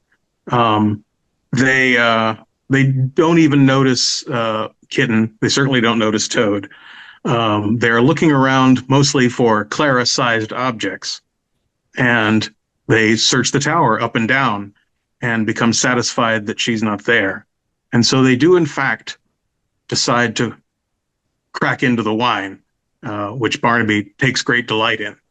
And he's like, Clara always has the most expensive tastes. And they both have a drink. And it takes very little time for them to just slump and sleep very peacefully. Their angles are terrible. They would wake up with probably a neck ache. They did not take any time to arrange themselves to sleep. They fell asleep so quickly. Vernon. And Toad, you watched that whole thing. Right. And we set the fire up, and then I will have my last drink of wine as well. Wolf walks in the front door, and he's like, hello again. Welcome. Hello. Thank you, Vernon Brace, for releasing us. Do you want to tear her throat out first? No, I don't feel vengeful. I'm just prepared to be free of being a wolf. I will miss it. I will miss being a toad. You were Good Toad. Thank you, Wolf. You were honest and valiant. They should not have done the things they did. We have ended these 4 wizards. Irena is gone, and Clara will be gone soon. And so you put it all into motion. You take care of, how do you kill them? I think we prepare a fire in the tower. Now, there's already a big hearth, the kitten's sleeping in front of it. Yep. Easy enough to extend that flame to wherever you need it to go. Kitten's really good at knocking stuff over, like bottles of high-spirited alcohol. Yeah, and for that matter, lots of flammable wooden furniture and lots of other things that can be put into use you need. So as they burn, what's that? Knock over a lamp, the oil spreads. Sure. As they burn, Wolf eventually just falls over, and Vernon Brace is free of that body. And Kitten, you see Vernon, and just the young guy. He's still his ghost form is not his tortured and torn form, just as he was as a carpenter. And he sees that you can see him, and he kind of gives a little wave and looks down at the wolf body with obvious kind of nostalgia, and he just allows himself to dissipate and just ceases to exist in this world at all. I should have asked for my name, but I guess I'll remember soon. Yes, you suspect that that's the way it's going to go. I hop into the poisoned well after saying farewell to Kitten and Bluebird, who were true. Farewell, Toad. If you see Dylan, say farewell. For amazing.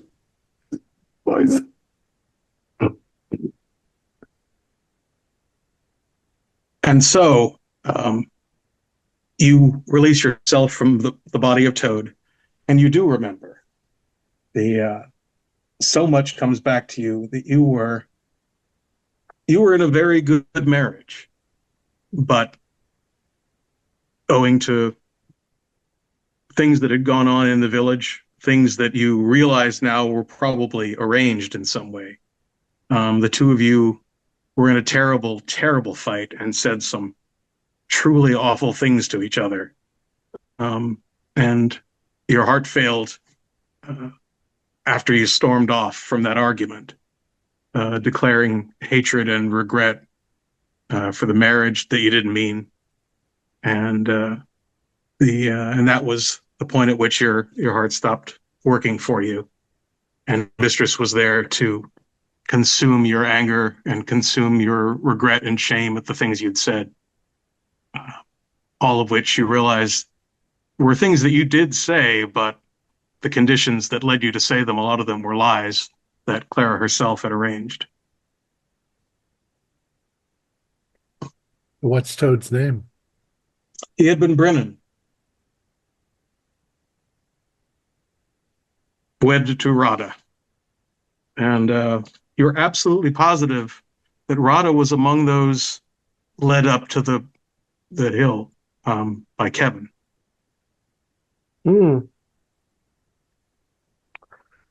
That's a nice afterthought. And for Kitten and Bluebird, I'm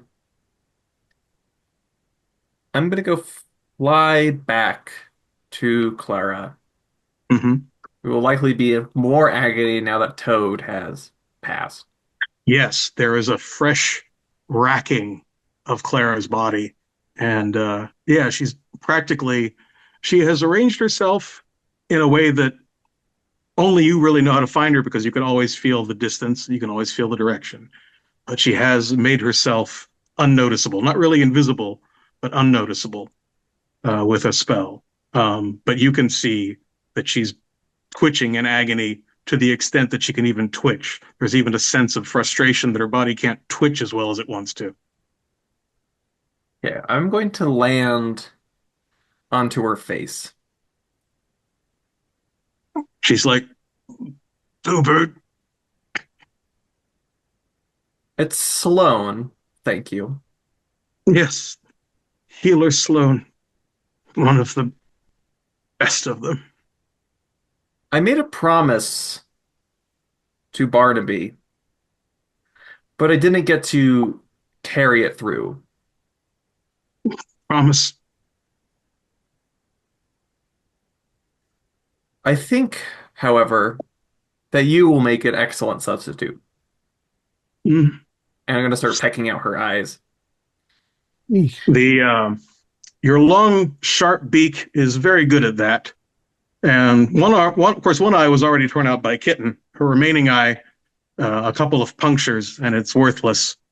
And you feel her body just kind of convulse under you as she's blinded, and she's like, I can still see. I look terrible. Oh, yes. I'm so glad you can watch. And I'm going to spend as long as I can pecking into her neck until she dies. Okay. The Kitten, what are you doing in your declining minutes there? My declining minutes. I'm gonna climb up after Toad to the edge of the well. I'm of course very frightened of the water and not at all interested. Right. So I'll wait around. And if you'll allow me, I'd like to throw myself off such that I'll evaporate from being due to Clara's death as I'm falling and never quite reach the water. Absolutely. You can feel the time when it's coming. Cool. And so you can know when to tip yourself over that edge at that exact time. And so, as Clara expires, blood spurting out of various beak holes in her neck, you feel yourself released. Kelly, you do, sadly or happily, meet up with the spirit of your mother. You do not ever find the spirit of your father, for your father was consumed because your father was Squirrel. And yeah, but you are reunited with Burra. She was killed by Barnaby. Right. And Bluebird, you are released to just be Sloane again, and to observe as there are some survivors in the village still that were not found, that hid in their houses, that weren't found by Kevin, and they come out again. Kevin, of course, collapsed as well in the distance, as he was a familiar too, so he ceased to exist, except as the ghost of Kevin. And those villagers camp out for the night and eventually reunite over time with those remaining in the village. They all start crawling toward their lives again. And that's basically where that ends up. Thank you, gentlemen, for playing. Their ghosts all disintegrate into ether, and they leave me all alone again, and I'm stuck there wandering the earth. Damn it. That was really awesome. Thank you. I really enjoyed it too. Thank you, guys. Great players. So is there anything that we missed? Or Oh, sure. I always over prep. But it's not missed. It's just like there's stuff that if you do this, then that can come up. I mean, there's the whole thing with the sick house was going on. There was little stuff in the inn, other parts of the stuff in the cellar of the tower, bloody blah, lots more backstory that some people could have coughed up. But it's not really missed. It's just, I prep the playground and then we play on the playground. I was afraid when we heard about the torture that nobody had gone to the cellar. and that there were going to be implements down there that were going to be unpleasant. There is unpleasantness in the cellar, although there's also just even more wine. So, it's a toss up. We also never made it to the Senate Woods. That's correct. That is another thing that is there available. It is I've talked to you about, my adventure design studies. I talk about seeding the playground with toys. Mm-hmm. The Senate is a toy. I always try to have, Chekhov's arsenal, things mentioned that are available, but there's lots of them. And the idea is that the PCs use this one or that one. The idea is that the PCs use what the PCs use to do what the PCs do. And I try to stay out of their way for the most part. But the Senate was definitely something that could have been employed against any of the mortals. Because the Senate is very dangerous. Our players included Preston Firestone, Morgan Llewellyn, David Gasway, and myself with S. John Ross as the Game Master. We have a Discord server where you can chat with other members, you can set up private games, and you can learn the finer arts of gameplay and game mastering. We provide audio-only versions of our shows free for you to download from Spotify, Podbean, or iTunes. Support for the show is provided by our patrons who are listed in the closing credits. If you'd like to show us your appreciation, please visit our Patreon page, or you can use the thanks button just below the screen. Like, share, and subscribe to our channel and punch the bell icon for updates on our latest shows. And leave us some comments. We enjoy reading them and answering any questions you might have. This is Thom Raley, together with all the members of our gaming club, inviting you to journey with us once again into the darkness for another adventure into the Applesauce role-playing universe. Until next time, good luck, good gaming.